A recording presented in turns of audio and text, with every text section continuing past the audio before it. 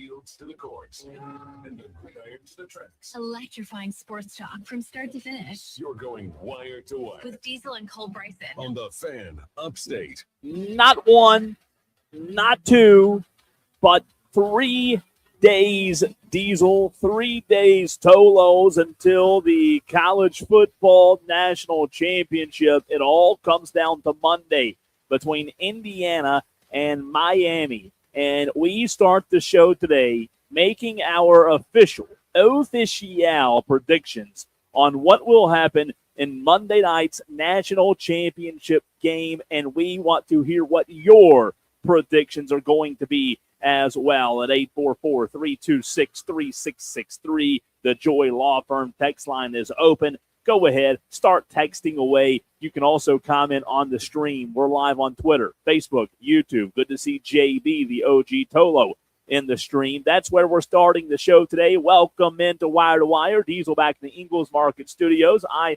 am live on location at Burns High School, as I'll be calling Boiling Springs and Burns basketball, a huge Region 2 5A game tonight here at Burns. So I'm already here set up for that. But Diesel, it's here. It's almost here, rather. Quick programming note, Martin Luther King Jr. Day is Monday. You and I are off on Monday. Company policy. We tried. We begged to work on Monday, but they wouldn't let us. And I want to know from you, because mine have. As the week has gone on, have your feelings, has your gut changed? Has your inclination changed whatsoever, Diesel, when it comes to Monday night's game? Not one bit. Really? I have been steadfast. I have not changed my opinion. I have not changed my thought process about what we're going to see in this game. I think we're in for an epic football game, but I think one team pulls away in the fourth quarter, and it makes it not seem quite as close as it was. That's really interesting.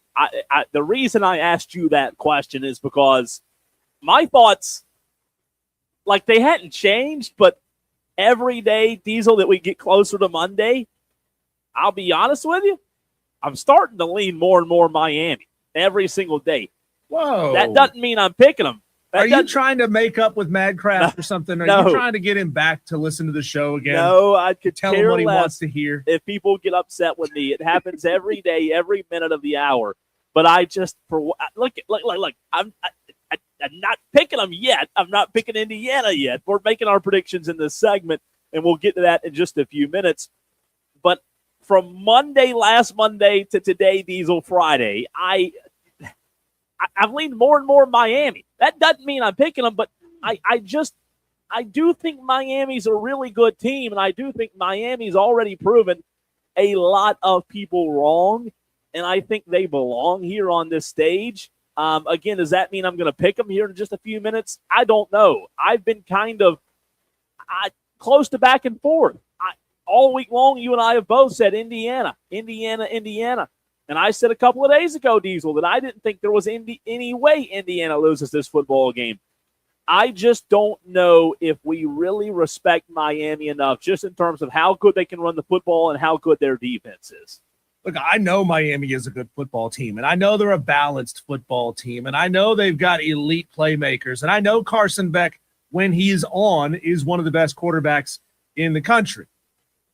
But do you believe that all of those things are going to be on at the same time in this game? Because in my mind, that's what it's going to take to beat this juggernaut of an Indiana football team. I mean, Miami has to essentially play perfect football to beat Indiana. Yeah, you know what? I do agree with your sentiment there, Diesel. I think you're on to something, and I'll even say this.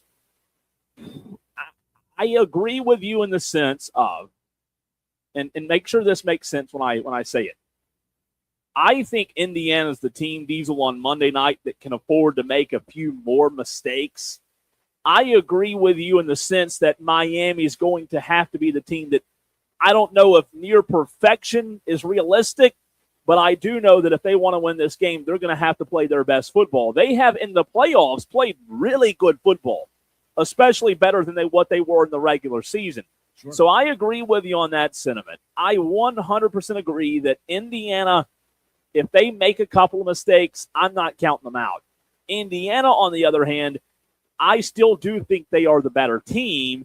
Therefore, if Miami makes a few mistakes, what does football always come down to, Diesel? It doesn't matter if it's high school, college, or pro. The team that always wins, the team that wins turnover battle most of the time wins the football game. Not always, but most of the time.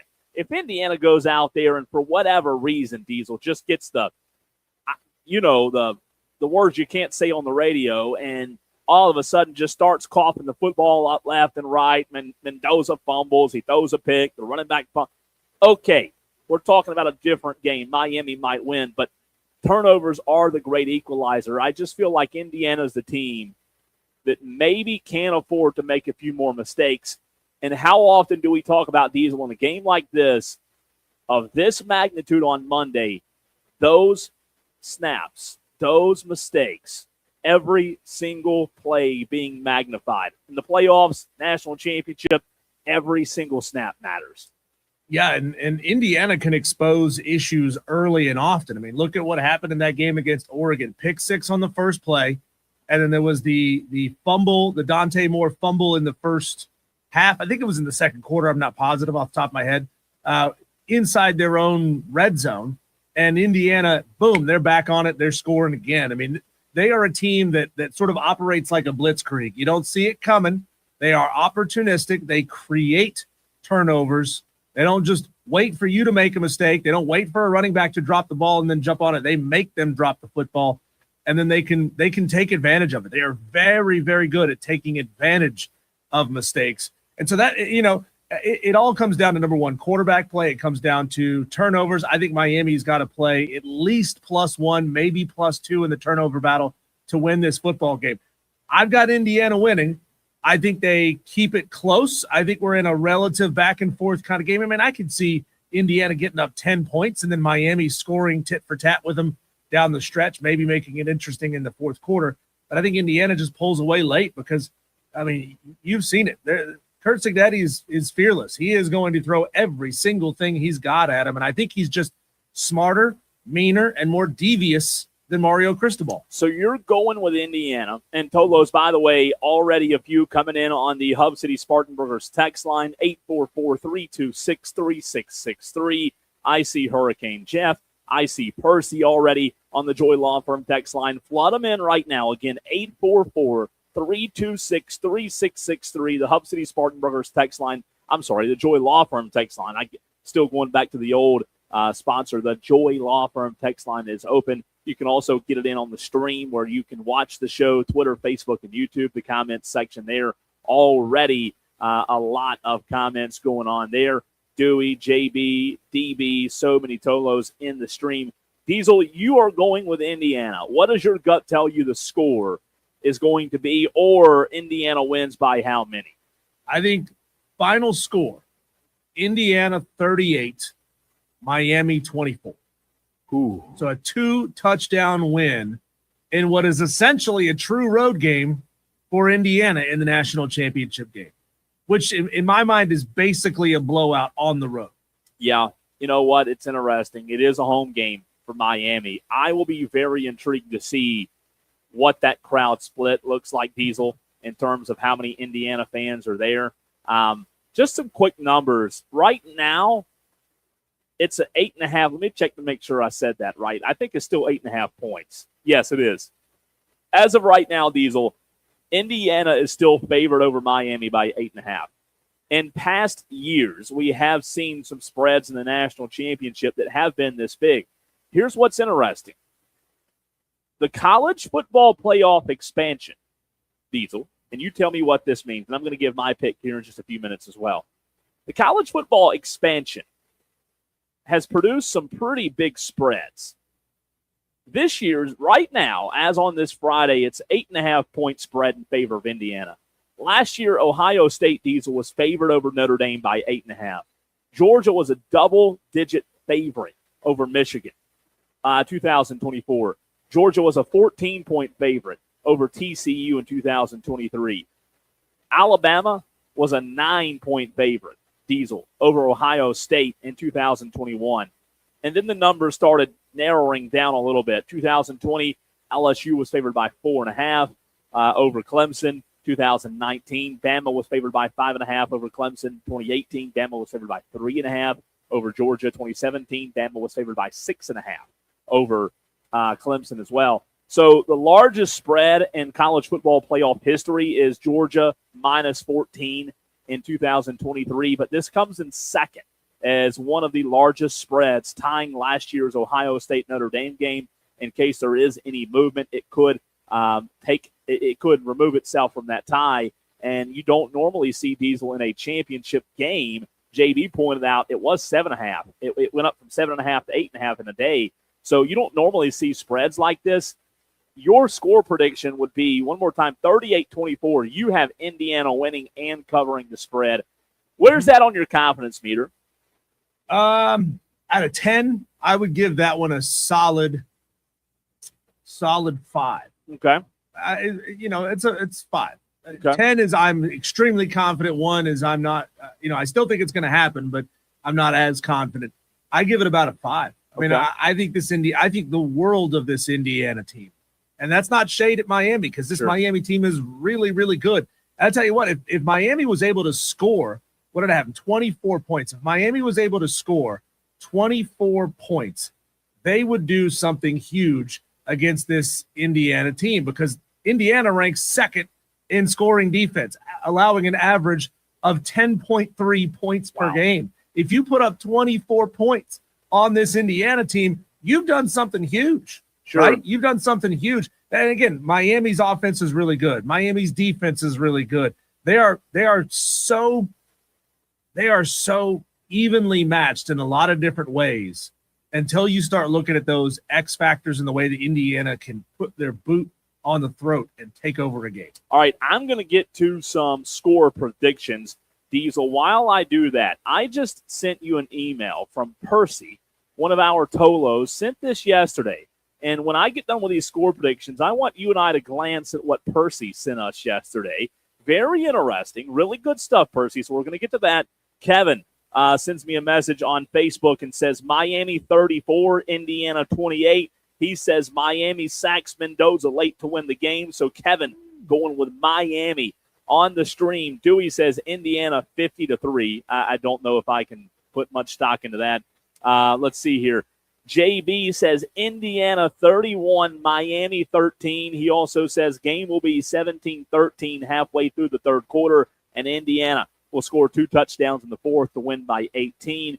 On the Joy Law Firm text line, Percy going 27-22 Miami over Indiana. He says as long as Beck minimizes turnovers. Leprechaun of Lyman going final score, Indiana 45, Miami 21. I'm also going to post this on our Facebook page as well at the Fan Upstate. Hurricane Jeff says, if you lose, Madcraft, you still have me. So Hurricane Jeff and Madcraft, the days are getting, they're getting smaller and smaller. I wonder what their nerves are like right now. Sun's going down, big guy.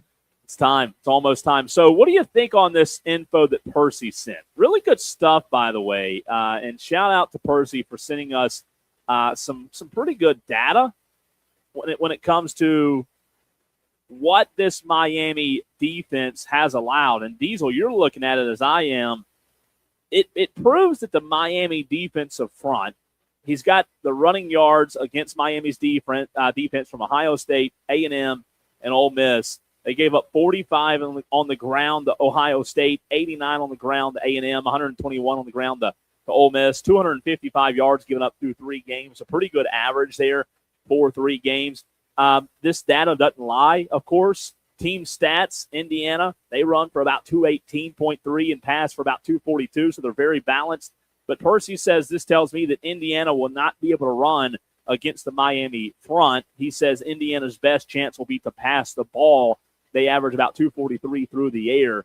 And I think this is interesting. I do think there's a legitimate conversation, Diesel, to be had about just how good this Miami defensive front is and what Indiana will be able to do on the ground against them. I noticed how Percy didn't pull the same information the other way around. No. He didn't go there. Look, we are agreeing with you, Percy, and Madcraft and Hurricane Jeff and everybody else who's a Miami Hurricane fan. We're agreeing with you that this Miami defense is really good and right now is playing amazing defense. They are playing extremely good defense. But do you believe that they're going to be able to hold Indiana down to half of their production? This team that nobody's been able to hold down over the past couple of weeks. You know what I think's interesting in Diesel? We've talked about this multiple times, even with NFL wildcard coming up in those matchups.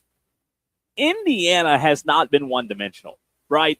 And that's why I do have confidence in the Hoosiers. That's why I am picking Indiana to win the game. They have proven that they are very much so two-dimensional. Now, if what we just said is true, Diesel, and Miami's front does a really good job of shutting down the run game of Indiana, I think that's great. I think that's, in fact, how Miami keeps this game close. And I do think it's close. But what I just said, they're not one-dimensional. I think Mendoza, I think Cignetti will have a game plan ready to be able to attack through the air. And I know Miami is good. Their pass defense is good. To Percy's point, they held Ole Miss to, I think, 12% less through the air than what their season average was. So Miami's defense is legit. They are 100%. I just think at the end of the day, Diesel, Fernando Mendoza is more of a game changer, a game breaker than Carson Beck. Does your pick, I mean, my pick of Indiana has a lot to do with that. I agree. And JB, the OG Tolo, hit this nail on the head. He says, data doesn't lie, but Indiana is pretty much even with Miami defensively, and Indiana's offense is better than Miami's offense. It's not by much, right? It's not by much. They're not that much better than Miami's offense. But it's one of those things that slowly helps you pull away in the back end of a football game. And again, to me, it's just the killer instinct of Curt Cignetti and just the robotic precision of a guy like Fernando Mendoza. Again, I think the world of this Miami team. I don't think Indiana's going to put up 50 points on them. I don't think they're gonna walk away from them and blow the doors off of them the way they've been doing teams all season. That's not going to happen. Yeah, but I think they're just a little bit better than Miami across the board, and I think they got the better quarterback. Like before we get to my prediction, I want to let Tolos know we are begging you today to turn it on and leave it on right now until the end of the show. A big show coming up. We've got Phil Kornblut of Sports Talk Media Network joining us in the very next segment. We're also going to get to our daily wires. A lot of NFL today, 4 o'clock, 4:22. General manager of the Carolina Panthers, Dan Morgan, joins the show at 4:22. So big-time guest coming up at 4:22. Our official predictions for NFL Divisional Weekend coming up at 5. A big show coming your way. But my prediction for the National Championship on Monday night, I've thought about it. I've gone back and forth. I've slept on it. I've heard what you've said. I've heard what everybody else has said. I am going with Indiana to win on Monday, Diesel, by a score of 27-20 over Miami. Indiana defeats Miami by 7 points. It's a close game, and that's who I'm rolling with. You love it or hate it? I love it. I'm with you. I agree. Let's go to the phone lines here very quickly. I know Madcraft has got a lot to say. Let me ask you this. Can we, Madcraft, can we get you? I have nothing slated for the 3:45 segment. You've got the whole segment at 3:45. Can we get you at 3:45, Madcraft? Absolutely. Okay, right, 3:45. 3:45 is your segment. And who else do we have? Rick and Greer, can you call us back at 3:45?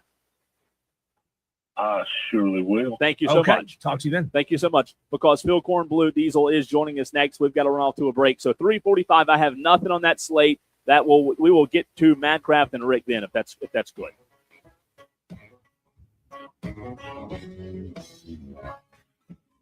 Fan Upstate on Odyssey. Tune in and now suited up on the ice.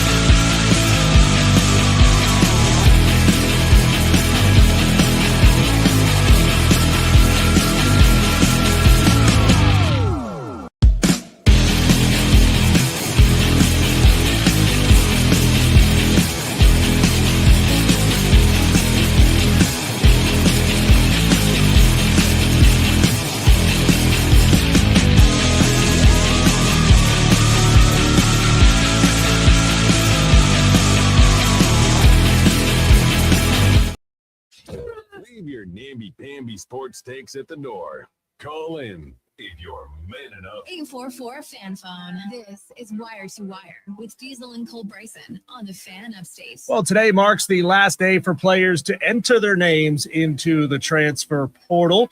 To talk all things South Carolina football and recruiting, we go right to the man himself, Phil Kornblut of Sports Talk Media Network. Phil, the portal closing today. What's the activity level right now for Shane Beamer and company in Columbia? Well, just a little while ago, they picked up a running back from Texas, Christian Clark, a guy that had a lot of promise coming out of high school a couple of years ago, went to Texas, tore his Achilles, so he missed his freshman year.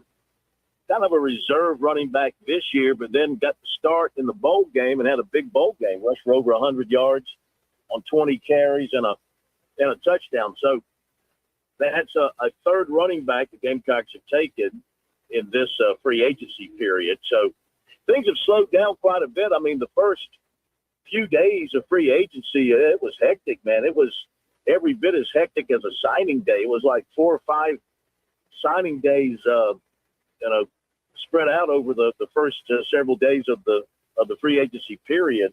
And, players coming and going, players taking visits, players making commitments, then eventually signing. So I think most schools have sort of filled their roster or come pretty close. And now it's like being very picky both ways. The schools have to be picky. They also have to check their bottom line and see how much money they got left.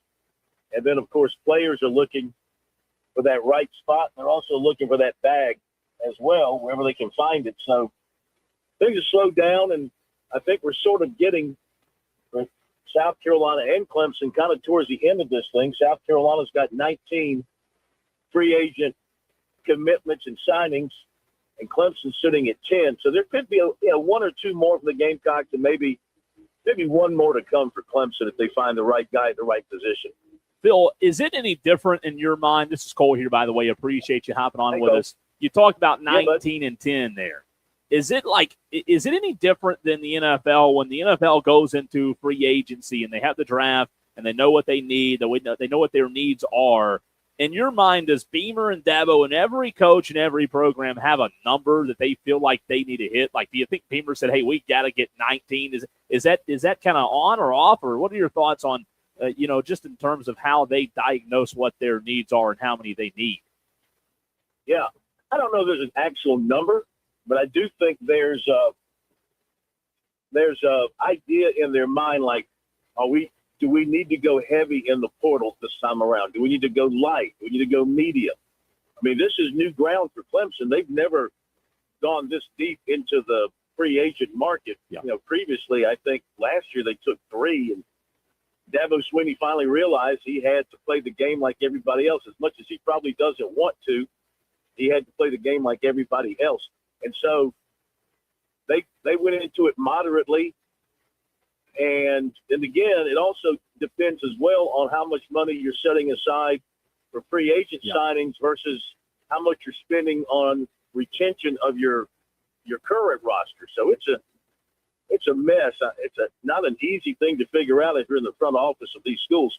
Carolina has always been, since the advent of free agency for college football players, they've always been a big player both ways, losing players and getting players. And so seeing them get to 19 is no big surprise, especially coming off a 4-8 season.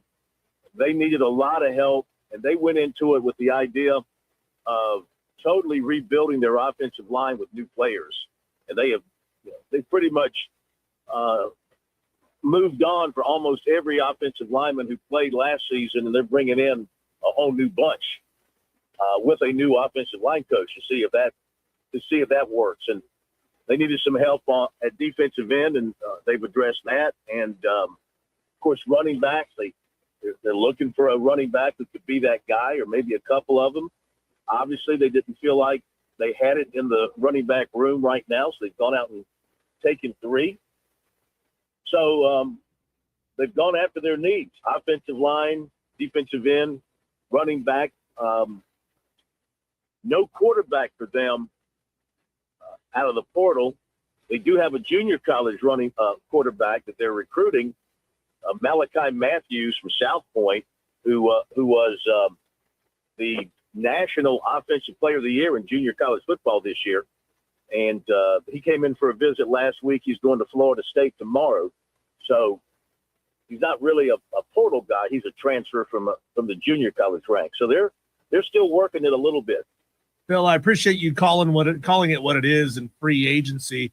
Do you get the sense that, that Shane Beamer wants to try to move that allocation of funding more towards retention than recruitment, or do you think Shane has just kind of gotten with the times, so to speak, way earlier than Dabo did, by the way, to say, hey, this is just the way that it is. We're gonna lose some, we're gonna get some. We're not gonna really be in the retention game. We're gonna be in the recruitment game. Yeah, I think it's more the latter, just by his actions. I think that he jumped right into it, realizing, look, we're South Carolina. We're not an easy sell for the elite high school recruit. We don't have championships to sell you and all this sort of stuff. We can sell you on our great fan base and our great fan support and our facilities and all that. And they're getting, there's nothing wrong with their incoming recruiting class in high school either. It's only about 15 deep, 14, 15 deep, but they've got some good players coming in.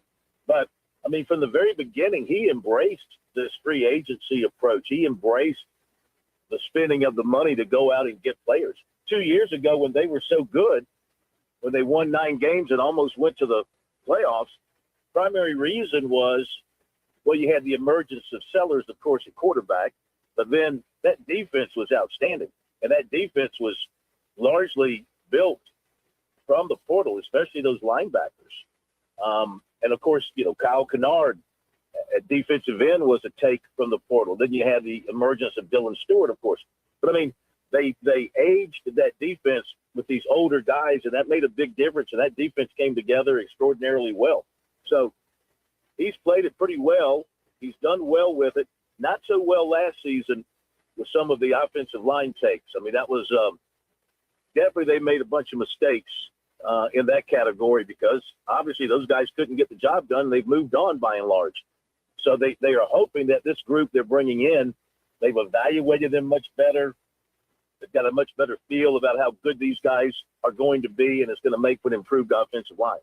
Phil, a big picture question for you. I was having a conversation this morning with a recruit's father from here in the upstate, and I just want to know from your standpoint, you've been doing this a long time in the recruiting space, college offers today, not saying they're diluted or watered down, do college offers to high school seniors mean the same today as they did pre-NIL and pre-portal, to where my point being maybe the needs aren't as strong in the high school space, where guys like Shane Beamer and Dabo can go get guys out of the portal before they have to rely on a true freshman to come in? Yeah.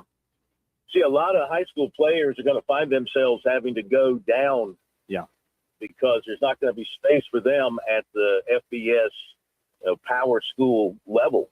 They might have been and the walk-on, the walk-on situation has been reduced as well, because if I understand it correctly, I think you can have 105 players, and I think they all have to be on scholarship now. I think everybody has to be on scholarship. If I understand it, I don't claim to know everything correctly about all the changes, because there have been so many changes, and I'm lucky if I can grasp a little bit of it. So, in the case of the marginal player who might have gotten a scholarship offer because they needed a body and there's a chance to develop him and turn him into a player, that kid's going to get lost in the shuffle when it comes to the big-time schools, because the need is immediate now. And you can go to free agency and get a full-grown 21, 22-year-old man to come in and play defensive tackle versus taking a 17-year-old high school kid to try to develop them. And that's the way schools are going to go. That's just, it's a cold, harsh reality of the high school recruiting scene. unless you're just a really special player coming out of high school and there's a special need for that position at that school, there's a chance you're going to get passed over and going to have to slide down to the next level. Phil, I'm looking at some of the guys that entered their names into the transfer portal for both Clemson and South Carolina who are still sitting there uncommitted. I think South Carolina has a few more of them that are uncommitted than Clemson does, but Desmond Omeozulu, really good player, hasn't yet selected where he's going to go. Tayshawn Alston, another guy for South Carolina that hasn't chosen. Now, you mentioned before that South Carolina has picked up a couple of edge rushers, and I asked you about those two guys for a reason. Do you think they are in danger of potentially losing their spot on this roster, or if they chose to withdraw, would they have a spot to come back to? Yeah, that's great questions. I don't know how closely you're following it, but you got a couple of pieces of drama going on there at South Carolina that maybe a lot of people don't know about. You mentioned Umi Zulu. So going by what I've been reading from Gamecock Central and from the Big Spur, because they do a great job with the inside information on this stuff, Umi Zulu had already, according to their reporting, had already signed a contract to play at South Carolina in 2026. Now, South Carolina went last night and signed Cade Herring from Tennessee, another defensive end. So obviously, Umeozulu has gotten the feeling, or his agent has gotten the feeling, there might not be snaps for him in South Carolina. He's been a backup most of his career, but he's shown a lot of potential. But, he had to play behind Kyle Kennard. He played behind Brian Thomas. Nobody's replacing Dylan Stewart. So, his snaps were somewhat limited. And, you got an agent talking to you here as well. Keep this in mind about these NIL agents, too. Number one, they're not like NFL agents. They don't have to be registered. They don't have to have a degree in anything. They don't even have to be very smart. All they got to do is have your ear, be your buddy, and be willing to, look a school in the face and say, we want this amount of money. But, they don't get paid unless you move. You get them signed to a contract, and from my understanding, you sign that contract, you don't get additional money when they re-sign contracts, when they re-up, is my understanding. So the only way these guys get money is to move their guys around, to shop their guys around. So keep that in mind. The players have that in their ear, number one. But number two, in this case, supposedly he signed to come back to South Carolina, and South Carolina is going to, according to the reporting, hold him to that contract and make him pay a buyout if he wants to leave to go somewhere else. So you're going to see more and more of that, number one. Then they've got the situation going on with Michael Smith, who was a tight end, who's a good player, but he quit on the Gamecocks in October. He decided he wanted to redshirt the season. They didn't want to redshirt him because they needed him to play. He chose to take his red shirt with the plan to transfer. So he quit on the team. So he goes on now in the portal, and he signs with Syracuse. Signs everything with Syracuse, the NIL whatever, all the documents. Now, apparently, he wants to stay at South Carolina.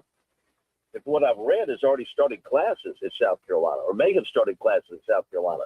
But now Syracuse, are they going to hold his feet to the fire with the papers he has signed with them, or are they going to release him? So, and is South Carolina really going to take him back for a guy that quit on you during the season? That's another piece of drama that's going on over there. So to get back to your question, remind me of the question again, because I got off topic. Are any of these guys that are currently still sitting out there with a question mark as far as their destination in danger of losing their spot? Yeah. Well, good question. And so, like Umeozulu just announced last night, he's just getting out there. Most of them have a plan, but this is sort of like appears to be a knee-jerk reaction to South Carolina signing Caleb Herring. So I'm a little bit surprised that the freshman linebacker hasn't, generated more interest and picked up something from somebody, because he seemed like a good player. But anyway, yes, I read a post that said earlier this week that over 10,000 players had entered the portal. Over 10,000. And of those 10,000, I think it was something like a little over 4,000 had found new schools, meaning there's over 6,000 still in the portal, and there aren't enough spots available for that many players.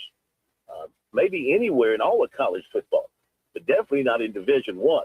So yes, you do run that danger of walking away from a good situation and leaving yourself out in the cold because there's no place for you to go because either people don't think that highly of you or they're not willing to pay you the amount of money you think you're worth.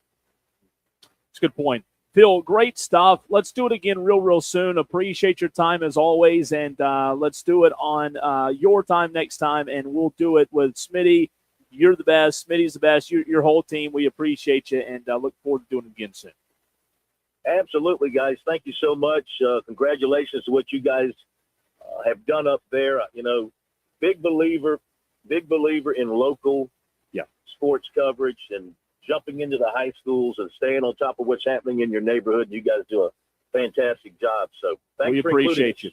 Very, very kind of you to say that. We appreciate you. Phil Kornblut, Sports Talk Media Network. You heard him right here on the Fan Upstate. You also hear Smitty, Matt Smith of Sports Talk Media Network very, very frequently.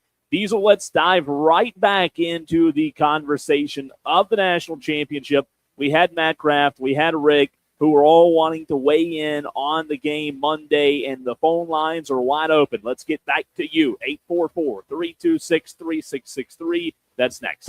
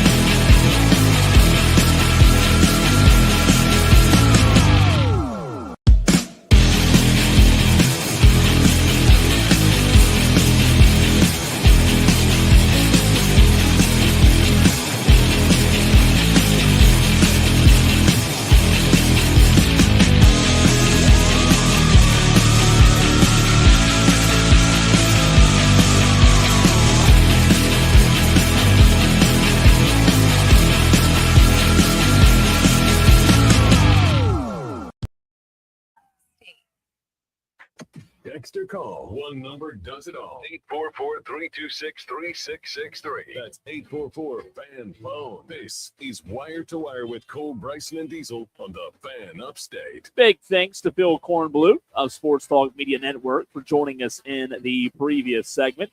And we also have Dan Morgan, the general manager of the Carolina Panthers, coming up on the show at 4:22. So if you are a Panther fan, you might want to turn it on and leave it on. Tell your friends that are also big Panther fans. We will talk to GM Dan Morgan in about 35 minutes on the show. Let's go back to the phone lines now. They're open, 844-326-3663. MIA Madcraft has been missing for a few days. He's back. He's on the phone lines. Madcraft, what do you have to say? Hey, what's going on, fellas? I got three interesting facts I want to throw your way. First off, I want to appreciate what Percy was saying earlier. I think that was interesting. Are y'all the same person? No, I never really talked to him before.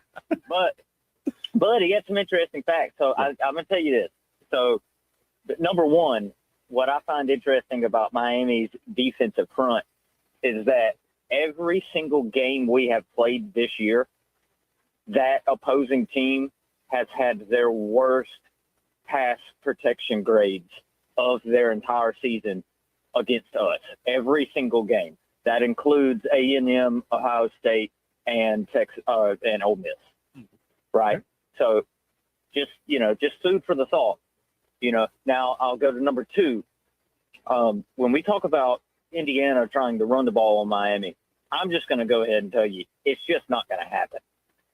And what typically I want you to look at is when these teams, Ohio State and Ole Miss, when they started to get success against our defense, pay attention. They were mainly running in 12 personnel, which I don't know if you know, but that limits your ability to really move the ball down the field. What it does do is it gives you that extra protection that you need for your quarterback. However, if you can't run the ball, then you really do become a very one-dimensional. And here's the kicker. They don't have a Jeremiah Love, right? They have some good receivers, but they don't have a Jeremiah Love. So that's going to be a kicking, a factor in and of itself, I think. Yeah, how many yards do you think? You said they're not going to run on Miami. Your guess, Indiana finishes the night with how many rushing yards? I would say 80 to 95. I don't think they go over 100. Okay. 95's, I mean, that's running on you, though. Well, I mean, yeah, I don't mean like they won't get some runs here or there, but I'm saying it will not be the balanced attack that they are used to. Like they won't be able to run successfully consistently. And I think that it'll have to change their game.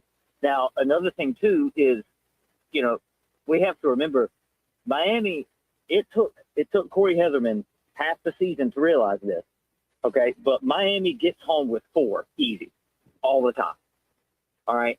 And in that situation, that benefits us so much more because the numbers are then in our favor, especially if they're running 12 personnel because they have to have the protection for Mendoza. So if the numbers are in our favor, it might actually be a rough day for their offense. I'm not calling for that. I'm just saying it's a possibility for it to exist. What's your score prediction? I'm pretty close to you, Cole. But I think I'm going to go a little bit higher. I'm thinking 31-24 Miami. Okay. So Madcraft, I know you're very high on Miami's defense, and you should be. They're an elite unit. But Indiana's defense is pretty spectacular as well. They're 4th nationally in total yards allowed. They're 2nd nationally in total defense. They only allow 74 rush yards a game. They only allow 179 pass yards per game. What makes you think Indiana's defense is not going to get home against Miami? Well, just out of curiosity, where does their defense rank overall? 2nd. Who's number 1? Not Miami. No, who is it? I don't know. It doesn't matter. It's not Miami. Miami's number 7. It's Ohio State, isn't it? Okay, so you're going to play the transitive property game? Well, no, it's not the transitive property. I'm just saying it's the number one defense. Okay, so in no way, shape, or form will you entertain the possibility that Indiana's defense will get home against you. Oh, of course. No. Okay. Hold on. I'm not saying they will. Yeah, no. I don't want you to take that the wrong way. I'm just saying that, I could easily flip that around and say, well, the best defense in the nation consistently all season by far was always considered Ohio State. They couldn't stop us at all. So, you know what I'm saying? We'll see. We're running out of time. Madcraft, got to let you run. We're going to go to Rick in Greer. Welcome to the show, Rick. Yeah, Diesel. Let me ask you a question. Okay. When you were young, was there bullies out on the block? Just big bullies? Where are you going with this, Rick? There's always been bullies. Okay. I lived back in the 90s. University of Miami is a bully. Okay. They make you scared of them. I'm telling you, when they hit Indiana in the mouth, they're going to be scared of them. They're not going to be able to do that much. 37-3. Oh, Gotcha. 37-3 who? Miami. Whew. 15 ball games this season, a combined who knows how many hundreds of ball games that these players, that Indiana have played, and they're going to be scared of Miami. Wow. That's a big hot take there, Rick. They're going to hit them in the mouth. I know. I've seen Miami the way they are. They're playing at home. Were you back in the 90s when they played Oklahoma? They played. Hey, Rick, the Cowboys were good in the 90s too. It doesn't really mean anything. all these players from the 90s, they're all middle-aged dudes now. They're not playing for Miami right now, so I don't see how that's relevant. Okie doke. Thanks very much. Appreciate you. Thanks, Rick. Calling for the blowout, the Miami Hurricane Category 5 blowout. Army was good in 1924. Is that relevant to this conversation? It's going to be fun, man. It's going to be fun. I think it's going to be a good game. I'm going 27-20, as I said in the first segment. I think it's going to be a close game, and I can't wait. I wish it was tonight. Let's go ahead and line it up right now. Everybody else, everybody wants to give their 2 cents, but I say let's go ahead and line them up. I cannot wait for Monday. Madcraft on the stream says Rick knows ball. Does he? Does he know ball? I don't know. Cole, let's go to the phone lines one more time very quickly. Bill, we got about a minute and a half for you tops. What do you got to say, Bill? All right, Bill's going to tell you Indiana's going to win 35-10. Ooh, okay. 35-10. You took out the best defense. You took out Oregon that could put points on the board. You stopped them. Miami's gotten 2 good wins. I don't see them getting a third one. Indiana's on a roll. I take them to finish the job. Okay. You have a good day, boys. Thanks, Bill. Thanks, Bill. Appreciate the phone call. Anytime, feel free to call back in. I don't know. We'll see. I just think ultimately a lot's going to come down to Carson Beck. Quarterback play matters in every game. But, man, like I said back in the first segment, Diesel, and these type of games of this magnitude, man, every single thing is looked at through a magnifying glass, and it's going to be fun to see. Yeah, it will. And hey, if Miami ends up getting it done on Monday, Madcraft, you can call in and gloat as long as you want to. If you are ultimately proven right, and you can call in and say whatever you want to say. Until then, just like all of us, you're just guessing. You're guessing, and you hope that you're right. When we come back, Cole, let's look at the teams that have been eliminated from this year's NFL playoffs thus far. It's 6 of them, by the way. Of those 6 teams, who do we think makes it back to the NFL playoffs next year, and who's going to be left out in the cold? That's next.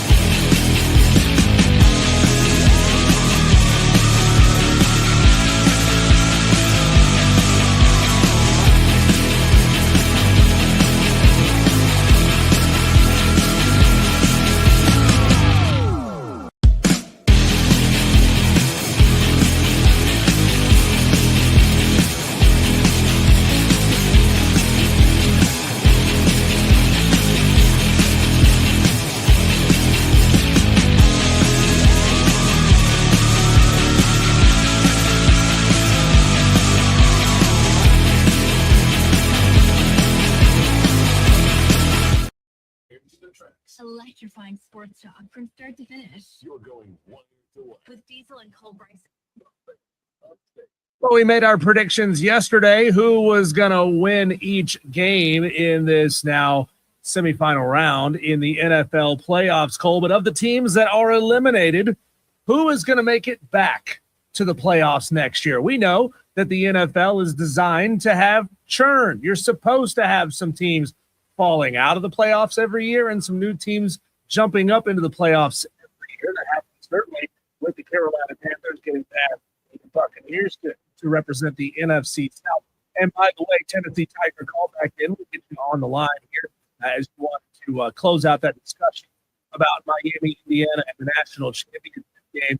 But Cole, who of the Steelers, Jaguars, Chargers, Panthers, Eagles, and Packers teams that have already been kicked out of the playoff picture, who will be back next year? Who do you have faith in to run it back and do it again? And who do you think ain't no chance that team is getting back? So that's interesting. There's 16, and each team kind of its own situation.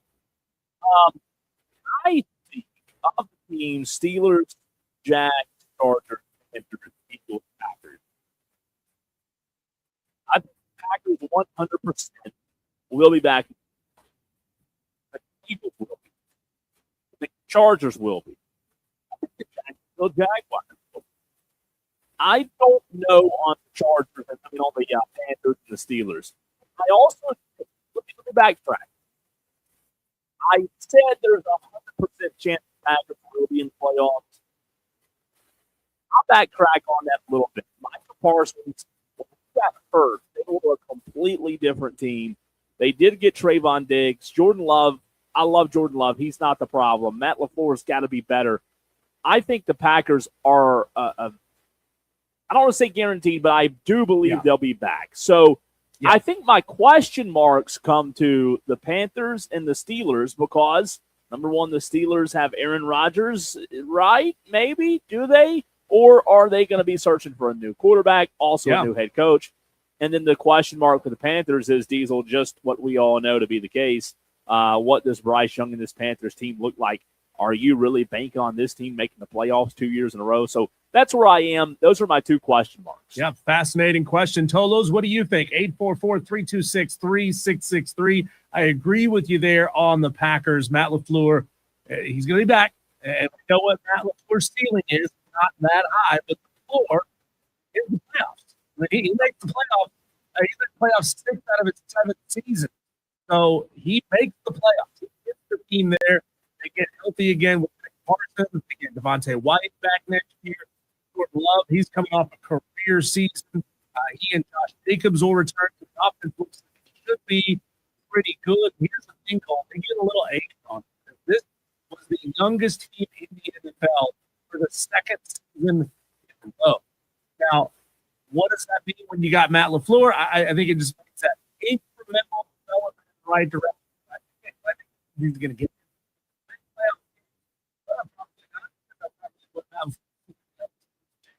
but I think in the playoffs and a little bit better. Well, it comes down to what the play call. They could change. I think that's interesting. I'm with you. The teams you talk about, the Packers are interesting because they do have really talented. They have a really good roster. They have Mike. So the core of the Packers, I would say, like I said, if something catastrophic have to happen again, they also I go down. Just got incredibly bad. The way I look at the Packers is, however, on the flip side, what you do, well, guess what? The last 2 years, they've been the same. 4 years ago, when they had that 7 playoff in each conference. The Packers have playoff years. So the rules are right? Yep. They are getting in. That's all that matters. It doesn't matter what playoffs recent. So hey, guess what? Every team that makes the playoffs they hang a banner that say they made the playoffs. Doesn't matter if you're the 1 seed or if you're the 7 seed. Well, hopefully, yeah. If you're in, you're in. That's what matters. Hopefully they continue to be in. At the end of the day, where I settle on the Packers is they're just way too talented in my mind to miss it. Now, the Eagles, but their division gets tougher, though. It Chicago's does. getting better. We'll see what happens with Detroit. I mean, it's not finalized yet that they're hiring Mike McDaniel yet, is it? No, I hadn't seen it finalized. No, that division's tough. There's no doubt. I mean, that's a gauntlet of a division. The Lions are going to be good. The Eagles are interesting because Nick Sirianni has not hit on these last couple of OCs. Since Kellen Moore, man, they're off. They just fired their offensive coordinator last week. So I don't know with Philadelphia. Again, I kind of go back to what I said with the Green Bay Packers, Diesel. They're way too talented to miss the playoffs. That division, New York's going to be better because of Harbaugh. Dallas, I think they defensively are going to be better because they got rid of Eberflus, and so who knows what that defense will look like. But that division's wonky every year. It is very rarely the same winner of the NFC East, Diesel. But at the end of the day, they've got Saquon Barkley. The Eagles do. You're telling me you should miss the playoff? No. You better be in the playoffs with Jalen Hurts and Saquon Barkley. Who knows what happens with A.J. Brown? The Panthers are interesting, though, man. Like, is it guaranteed? Nothing's guaranteed. Well, in the National Football League, right? Before we move on to the Carolina Panthers here, Yeah. Cole, here's an interesting stat you may not know about the Eagles and their playoff. Alternated first-round Super Bowl appearances. They're up and they're down. They're up and they're down. But in the playoffs, you're in and you're out. Which means next year, of course, they're going to make the Super Bowl because we know it's near. Sirianni, right? He's up and down with his offense. More kept, but they're and they're talking about your Dallas Cowboys. So I think there's a really good chance the Packers are in. Really good chance that the Eagles are back in there. Well, what happened to them? I think that's interesting. That just barely back. I'm researching right now. That's wild, but there's no in the NFC. So I'm with you. I think they are the team because they like he wasn't great this year. I acknowledge that, but Diesel, it's 2003, 2004, the last time there were back-to-back division winners in the NFC East. That is a long time ago. Cole, one that I feel very good about being back next year because of the massive turnaround they had this year. That's the Jacksonville Jaguars. I mean, look at their division of the AFC South. Tennessee and Indianapolis, I don't see making any kind of major stride next year. Houston could be up or down. It's hard to tell. I mean, they were a wild card. But the Jacksonville Jaguars, you got to feel like they've made a big stride this year. You just repeat.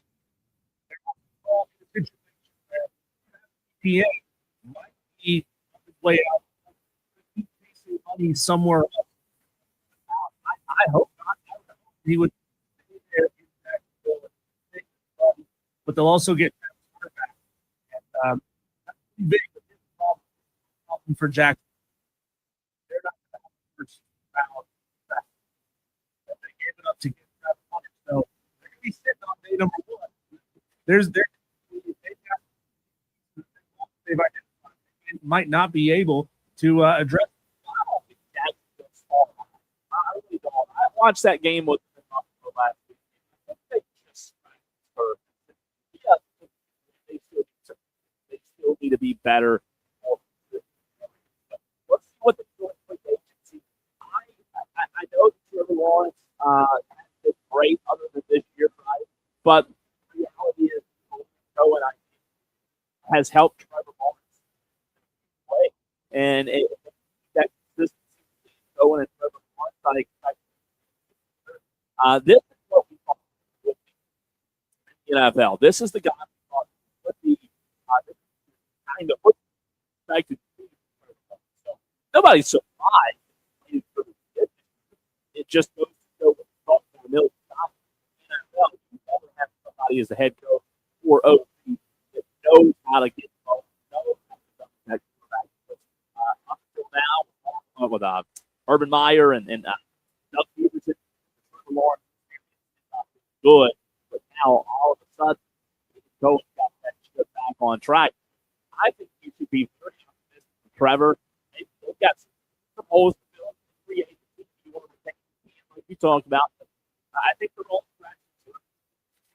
Look at that Chargers. They might be losing their defensive what made them these Chargers next year. Playoffs 3 times and hasn't won a game yet. We're talking about making the playoffs, not the playoff game. But things are going to be tougher next year. Find a way to rebound or hang on to that DC. Yeah, I don't know how to describe it. I guess I would say I've been disappointed in Chargers, and I know Harbaugh forever, but I've been disappointed in that organization. I haven't been able to get more out of Herbert because he's exceptional talent, one of the better quarterbacks in the National Football League. I think most organizations out there have that guy. However, they're not meeting expectations. Whether it's the offensive line, or overtime, whatever it is, they're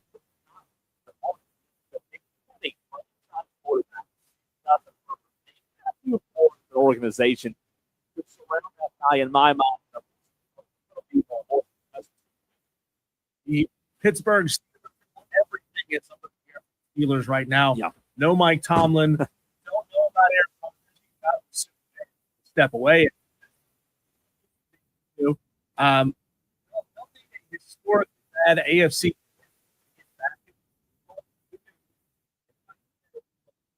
being without a coach. And Cleveland being Cleveland. Well, 2 years ago, my God. So there are question marks. Pittsburgh has talent. Pittsburgh Steelers have talent. I don't think that's the issue, but it's all about the quarterback. You got to have the quarterback, right? And what do they do? What are they going to do at quarterback? What are they going to do at head coach? You brought those two things up. That's extremely important, as we all know. So it'll be interesting to see.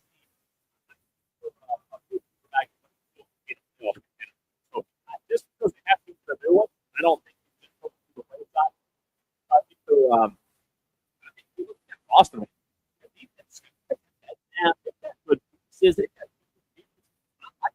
What they do is an organization. What do they do at head coach? What do they do at quarterback? That's what it comes down to. Cole, we haven't talked about we go back to the source. Segment.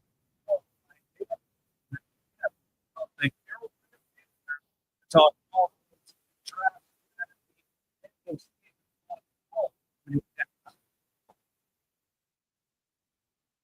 back to you.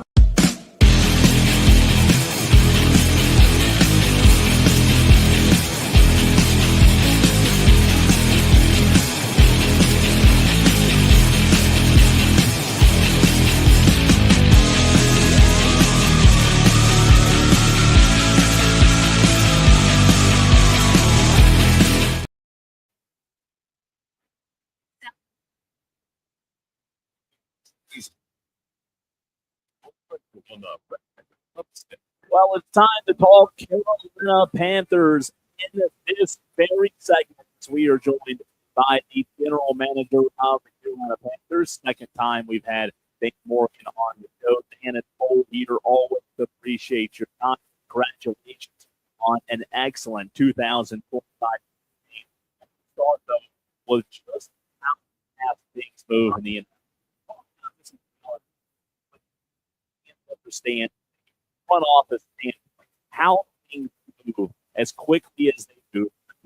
The season ends on Saturday. Fast forward to Friday, January 16th. You've done so many interviews already this season. You, the general manager, now to get ready for the draft. Fans understand how fast it comes back to in the NFL. You know, I would say like my job never stops. You know, we're done with the season, the playoff game, the break from that. Now we're in the agency, in the draft, going to the nine game, going to the Super Bowl, and then I'll be so yeah, my job never stops, and you know, I built it, and it's add pieces to, and you know, just better. So that's my mission. Dan, you played a little game of Battleship yesterday on the show with your 2025 NFL draft class relative to the expectations you would have for each of those guys based on where you drafted. It was hard to argue if there were any misses. It seemed like all 6, 7 of those guys were hits. How did each of those guys land relative to what you expected out of them? Yeah, I think they all definitely matter. People's expectations. We're really proud of all those guys. The way that they approach every single day with flow. We're out of the football every week. And we're helpful every week. It's really proud of that class, and they approach it, and you know, especially when they play the field. So I think they're better than this. Just keep improving, and that's all you can. We're joined by Dan Morgan, the general manager of the Carolina Panthers. A few minutes ago, you mentioned that your job never stops. How do you, as the general manager, evaluate without being a fan? Because I know you're a fan of the team, a fan of the organization, and you know what we fans do. We get high, we get low. Every single snap, every single game, you have to look at it from a big picture point of view. How do you not allow one single play, one bad play, or one bad play to dictate your thoughts on a player or a situation? Yeah, you know, similar to a picture. You see the times where you really have to see it, where you know you know, but I think for my job, look at what a guy can be. All this much to try to put positive and develop these guys better, work better, not only from a standpoint, but from a mental standpoint as well. My education, really talking to these guys, developing these guys, and every single day. So it's my job to, you know, kind of sit back, look at it, you know, from where, you know, I go out and act really good, you know, and you just have to looking for, or, you know, you also be honest as well. And, you know, and guys maybe on meeting, just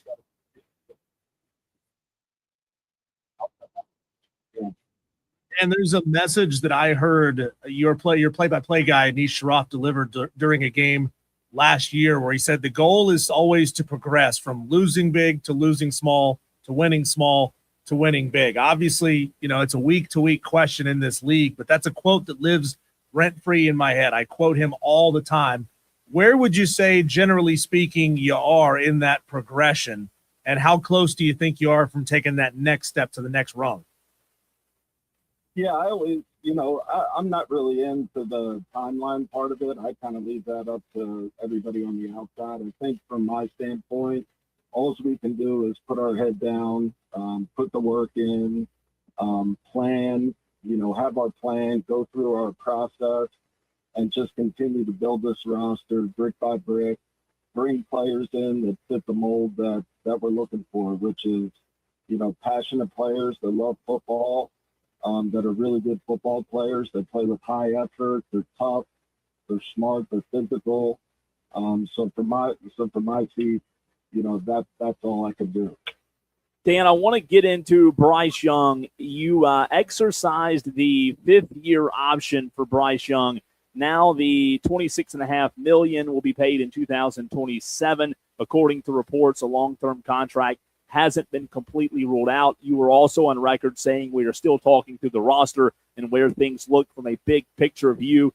When it comes to Bryce Young, how do you measure what he did this year? Because a few minutes ago you said that you do look at players and you try to focus on their upside as much as you can. How do you look at what happened with Bryce Young in 2025, even though he had a few rough spots, and allow that to dictate what happens for Bryce Young in the future?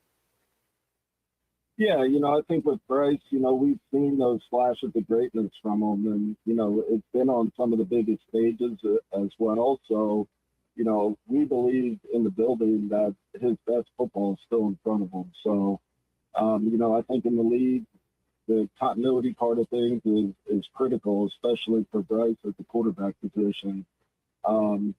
So, I think by picking up that option, we're just betting on his development. We've seen him improve every year under Coach Canales. And, we're expecting him to just continue to make steps and, continue to get better year by year. Talking to Dan Morgan, general manager of the Carolina Panthers. His backup there, Andy Dalton, he's 74 years old, and who knows how much longer Andy might have left in this league. He's 38 years old. What do you think Andy wants out of his remaining time in the league? And when Andy chooses to make his exit from football, what's your and Coach Canales' philosophy when it comes to synergy as far as who his replacement might be, which would be Bryce's backup? Are you going to look for a guy who kind of has the same skill set as Bryce Young, or somebody that can give you something different? Yeah, I think in this league, ideally you want a quarterback that, he can create with his legs. He can extend plays. He can run for a first down if he needs to. So I would say, contingency planning wise, we would look for, whether it's a younger guy that's been in the league a little, he's been in the league for a little bit that Coach Canales can develop, or a guy that, we find in the draft that we think may be able to develop and may be able to help us out in the future. So I would say we would definitely put a premium on the athlete and just being able to escape the pocket, extend plays, and make plays with his legs. Dan, you know how fans are. Whatever we've seen in most recent memory kind of lives in our brains. That Panthers defense gave up a couple of heartbreaking, back-breaking drives at home in that playoff game. What are your plans for the 2026 defense? I know you've already been on record talking about wanting improvement on that side of the football. Where does that start in your mind? Yeah, I talked about it in my press conference and on the radio a little bit yesterday. Like the third down efficiency, the pass rush, we have the second lowest pressure rate in the league. And then our early game and late game defense, I felt like that needed to improve a little bit too. So I think it's really just about obviously improving our pass rush and getting playmakers on that side of the ball that continue to find those guys that can take the ball away and affect the quarterback. So we're going to put our head down. We're going to get to work. We're going to come up with a plan, as opposed to talking about free agency, talking about the draft, and see what both of those look like, and then we'll go attack it. Dan, let's talk about the Rico Dowdle question. He was shot out of a cannon for his first couple of games and maybe sort of faded down the stretch just a little bit. Can you give us any insight on your plans for Rico, whether you think it's imperative to hang on to him, and if not, what kind of development did you see Trevor Etienne give you in this season? Yeah, I think Rico, I think he's earned the right to kind of sit back, look at the situation, assess the situation, and see if it's best for him moving forward. And, we're going to do the same on our end. I'm going to sit down with Brant Phillips, Coach Canales, and we're going to talk through things, and we'll kind of see where that goes in the future. But in terms of Trevor Etienne, we're really excited about him. I think his opportunities will come. He looked great in practice every time he got an opportunity to touch the ball. I thought he did a good job during the season. He got better and better as a punt and kick returner. Unfortunately, had that fumble in the playoff game, but hey, he's a young guy. He's still learning. He's still developing, and I think he has a really bright future. Dan, we know that the Panthers have to be better when it comes to getting after the quarterback. You've talked about that before as well. You have some young guys, and Diesel and I talked about those young guys, particularly from last year's draft and last year's offseason, that have a lot of promise. But talking about guys who are immediate impact guys, can you share any insight with us or details about what you can be able to do in the offseason, not only with the draft, but free agency as well, just to see what guys are out there, what the Panthers could do possibly to get some players in that can just flat get after the quarterback? Yeah, I think that'll definitely be a point of emphasis. We'll look in free agency. We'll see what's out there. We'll talk through that. We'll come up with a plan there. And then same thing with the draft. I think there's a pretty good draft in terms of edge rush. I think some guys that could help us out. So we're putting the work in. We're evaluating. We're trying to find those guys that can get to the quarterback and can finish on the quarterback. And we'll come up with that plan, and we'll go attack it. Dan Morgan, Carolina Panthers GM. Dan, who is the Panthers media member that you see in press conferences all the time that is most likely to hit you with a Lynn Jones comforting message like she gave to Coach Cohen down there in Jacksonville? Why is it David Newton? I don't know. I don't know who that would be. That's a good question. I think there's a few people that would do that, but yeah, that was an interesting one. It was funny to see. So hopefully that doesn't happen to me in the future. Dan, what would your message be to Panther fans who were upset with play calling this year and just certain situations, key moments? We know why Dave Canales was brought to Charlotte, to the Carolinas, and what he did in previous stops. But for any fans out there, because we've seen a lot of it, when you guys are playing in the games of the magnitude that you are, every single play is going to be scrutinized, right? What would your message be to fans who are upset about play calling at times? I think from Coach Canales' chair as the offensive coordinator and head coach, you got to look at our team. We have a young team, especially on that offensive side of the ball. A lot of new young receivers, Jimmy Horn, T-Mac, Coker's still young, Xavier's still young, Mitchell Evans, the tight end, another young guy. So I think there's only so much that you can put on their plate early. And then as he got into the season, I think you saw him open it up at times a little more here and there. But I think it's really just about them developing that chemistry and that continuity out on the football field and getting comfortable with each other in terms of, Bryce trusting exactly where they're going to be, Coach Canales trusting that they're going to do the right thing and be where they're supposed to be. So I think it's a combination of that. And I think you'll only see it get better from here. Dan, my last question for you. What is it like having coaches on your staff that are being sought out by other organizations, asking for interviews, etc.? Yeah, I think anytime you win, you're going to have people come and try to pluck guys away from your team. And I think we're no different than this year. So I'm definitely happy for anybody that gets an opportunity. I'm always going to support it and be happy for them.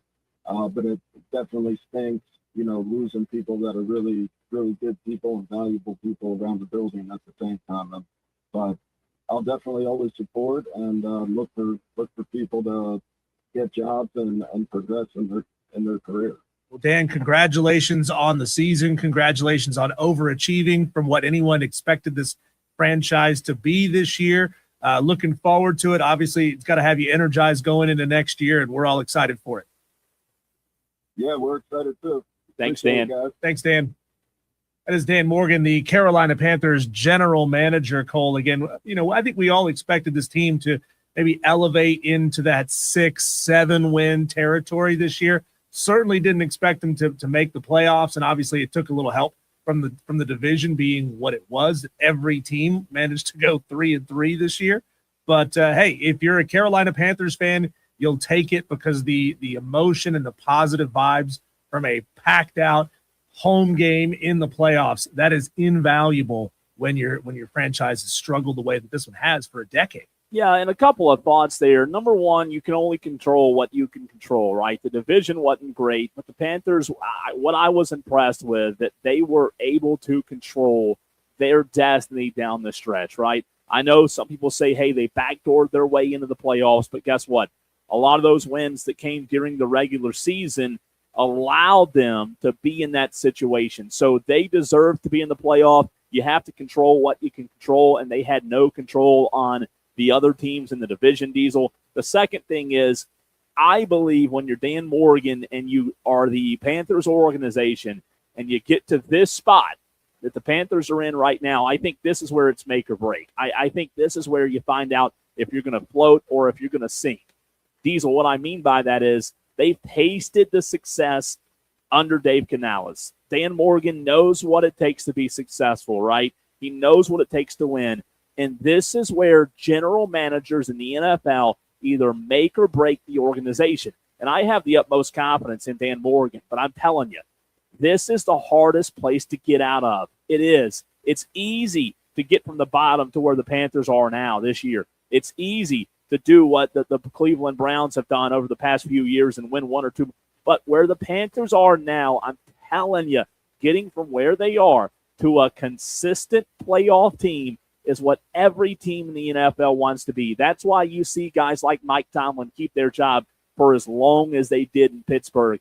It's incredibly difficult to do. You're not guaranteed anything in the NFL. That's why it stands for not for long.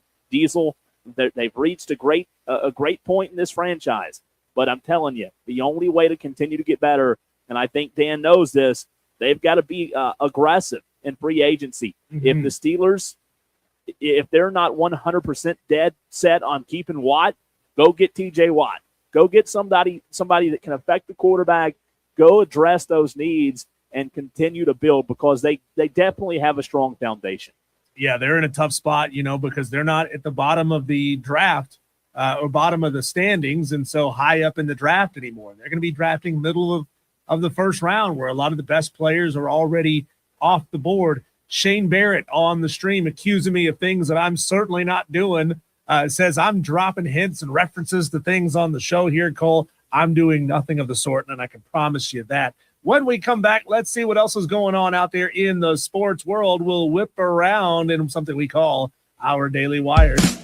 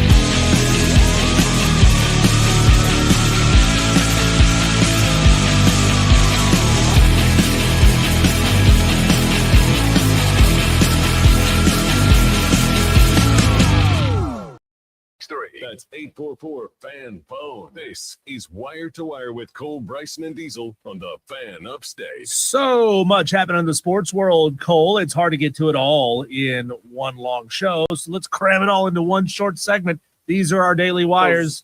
The buzz happening around the sports world. South Carolina took it to Texas last night, getting that 3-point win at home. Joyce Edwards, 14 points, 8 rebounds. Tessa Johnson, 13 points.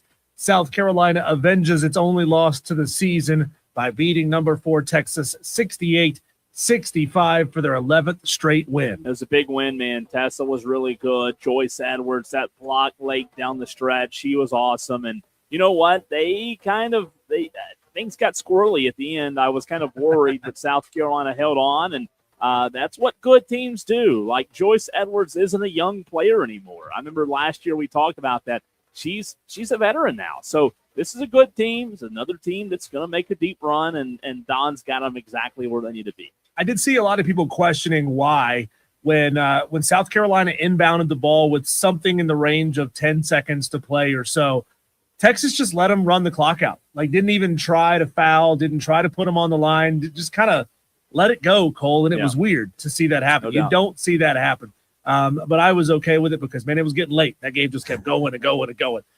Former Cubs right fielder Kyle Tucker, the consensus best player available in free agency, has agreed to join the evil Los Angeles Dodgers a little after a month after Edwin Diaz did the same thing. A star closer. His deal, Tucker's deal, is going to be for 4 years, $240 million, and it includes opt-outs after the second and third seasons. Well, that's what happens now, Diesel. When a good player gets into free agency, we just automatically pair them and assume that they're going to be a Los Angeles Dodger. I hate it, but that's, somebody else, if you don't want them to go, you're going to have to pay. Like, you're going to have to start paying. The Dodgers aren't the only team that can do what the Dodgers are doing. So I hate it as much as anybody, but all these other teams out there, like, they're aggressive. You're not. Be more aggressive. Seattle Seahawks Pro Bowl quarterback Sam Darnold is expected to play on Saturday in the team's divisional round game against the 49ers. He's got that oblique injury that has him listed as questionable. It occurred on Thursday. Cole, he said he felt a little something in the oblique on his left side while throwing during a routes on air period. He left practice as a precautionary measure. Do you think this is a real injury or just a little smoke and mirror? I think it's real, but how much will it impact the game? I think that's going to be interesting. Mm-hmm. A federal judge denied a request yesterday for a preliminary injunction by 5 college football players seeking to play a 5th season this upcoming fall. U.S. District Judge William L. Campbell wrote that the players did not make the case that they likely would succeed on their claim that the NCAA violates U.S. antitrust laws with its red shirt rule that restricts athletes to 4 seasons in 5 years. How about that? Yeah. I mean, just, more and more and more and more eligibility. Oh, yeah. It's wild. And that means paychecks are going to go up and up and up and up. And that means ticket prices are going to go up and up and up. Somebody's got to pay for this, Cole. That's right. Ultimately, it's going to come back to us. Oklahoma quarterback John Mateer, a one-time Heisman Trophy favorite who led the Sooners back to the college football playoff last year, will return for his final season of eligibility. The Sooners also announced that linebacker Kip Lewis, the team's leading tackler last season, would return for his final year in 2026. Big news. Yeah. Retention's important, right? It's not the easiest thing to do these days. We got one more. A lot of these guys think the grass is greener somewhere else, usually in Miami. That's what they think. Nielsen, the TV and radio rating service, released the top 10 local markets for college football viewership this season. And look at us, Cole. Greenville, Spartanburg, Asheville, 4th highest in the country behind Birmingham, Columbus, and Dayton. Any surprise? I mean, this place loves their college football, man. They do. I love it. Football, and nothing but football. Speaking of more football, Virginia Tech will not be playing football this year against James Madison. They are paying JMU $800,000 to cancel their football game scheduled for September of next season because of the ACC's move to 9 conference games. Ooh. The schools said that they would work to schedule a game in the future at some time. Virginia Tech's out-of-conference slate will now include VMI and Old Dominion at home and a road contest against Maryland. I'll take that paycheck. Oh, yeah. Almost $1 million gosh. to not play somebody. No doubt. JMU filled its open date, by the way, with a road game against San Diego State, which, for all intents and purposes, is probably going to be a pretty good football game. Sure. ESPN announced that Marcus Freeman will join Game Day for national championship coverage as an analyst, Cole. This is a weird choice. Weird choice to let Notre Dame insert themselves into the college football playoff national championship game. I guess, this is the only way they could get back. They got their feelings hurt. They sent their letters, and now they're all good. Tomorrow in NCAA men's action, 15-2 Miami will be at number 22 Clemson. Can the Tigers stay red hot? We'll find out. It's a big one, man. That's a huge game. Miami's playing good. Look, we already know this Clemson team's good, but that's going to be a big game tomorrow in Clemson, by the way. Some more basketball action for you. Wofford will be at Furman tomorrow at 5 o'clock. Airtime 4:30 right here on the Fan Upstate with Dan Scott on the call. The Charlotte Hornets beat the Lakers last night, Cole, 135-117. LeBron and Luka combined for 68 points, but it wasn't enough to overpower the Charlotte Hornets' three players who scored 25 or more. It's a big win. Yeah, Miles Bridges, Brandon Miller, LaMelo Ball all had 25 points or more for the Hornets. Lakers are a mess right now. They really are, but hey, that's a big win for Charlotte, though. They'll take it. The PGA Tour opened its season yesterday at the Sony Open in Hawaii. After one round, Nick Taylor, the Canadian, and American Kevin Roy tied for the lead at 8 under. The field includes Zach Johnson, Keegan Bradley, Jordan Spieth, and J.J. Spawn. And finally here, Cole, one more in golf. Tiger Woods' foundation celebrated its 30th anniversary with a $20 million pledge from Falcons owner Arthur Blank to create a new TGR learning lab in Atlanta. How much? $20 million. Pocket change, right? Think how much he could have given if he didn't lower concession prices there. My gosh, that's and unbelievable. Mercedes-Benz. Unbelievable. So, yeah. I like it. I'm sure that's a good thing, whatever this learning lab is. Yeah, learning. I mean, anything with learning, it's a good thing, right? Tolo's one of your final chances to get in before the weekend hits. Phone lines are open at 844-326-3663. And our final thoughts on what the NFL weekend is and what will happen in the National Football League. We want to hear from you next, right here on the Fan Upstate.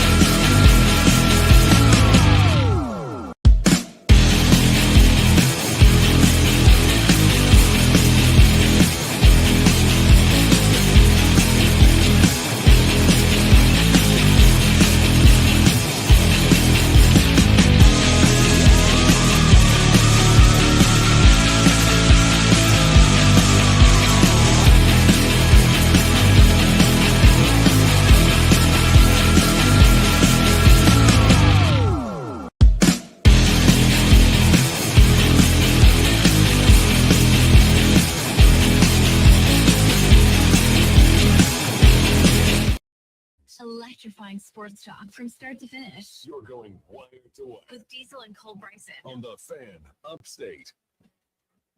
It is time to give our final thoughts on what happened this weekend, an absolute loaded NFL weekend. 2 games on Saturday, 2 games on Sunday.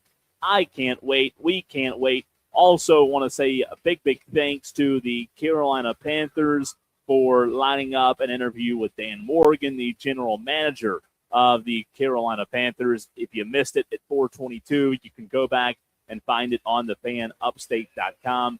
Dan was awesome. He always is. He's joined us multiple times on the show. So let's get into that. Tolo's one of your final opportunities to get your thoughts in, whether it's NFL, college football. We will go wherever you want to in this very segment. And we start on the phone lines where Hurricane Jeff wants to weigh in at 844-326-3663. Jeff, what category will the hurricane be that hits on Monday night? So they're going to let them have it with full force. I think both the offense and defense will show up this time. And I will not call it a blowout because Indiana's way too good for that. Okay. But I think that the Hurricanes can probably squeak by maybe 27-24. Okay. 27-24, close game. I like it. What's your biggest concern, Jeff? I mean, you actually voiced it. Is Carson Beck going to just, is he going to perform like he's been performing? Or is he going to, give up those couple of interceptions that may turn the game against them? But I wonder, did you guys know that Corey Heatherman used to be Kurt Signetti's defensive coordinator? No. It's fascinating. Doesn't surprise me, though. It's not at Indiana, but it was a previous college. Wherever he was at before, Corey Heatherman was his defensive coordinator for 3 years. How about that? I think that in itself may kind of play in our favor. I like it. Familiarity, right? So you're saying Kurt Signetti has changed nothing since he worked with Corey the first time? No, I wouldn't say nothing because Kurt Signetti had high praise for Corey Heatherman. He certainly did. He called him one of those guys that everything is like balls to the wall, and he's always ready to go. So I just think that he might know Signetti more than Signetti knows about the Hurricane. That's a good point. So I think that will play in the favor. There's one other point I did want to make, though, and this has to do with professional football. I think Mike Tomlin would be a great fit for the Baltimore Ravens. Ooh. Based on? Well, they're a turnkey operation, and Mike Tomlin would be able to take what is already there and be able to, I think, really put them into the playoffs immediately. Wouldn't that be crazy, a division team going from one to another? Yeah, I just think that it's ready to. That's a team that's ready to go. They just need the right leader, the right person to be able to lead. I'm with you on that.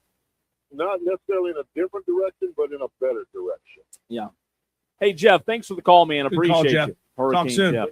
Hopefully we hear from you on Tuesday, Jeff. That's right. As we'll know whether or not Miami has won a national championship or if Indiana. I think Diesel, regardless of these Miami fans, win or lose, they got a call because guess what? Here's why. You and I predict. We pick who's going to win the game. You and I both picked Indiana.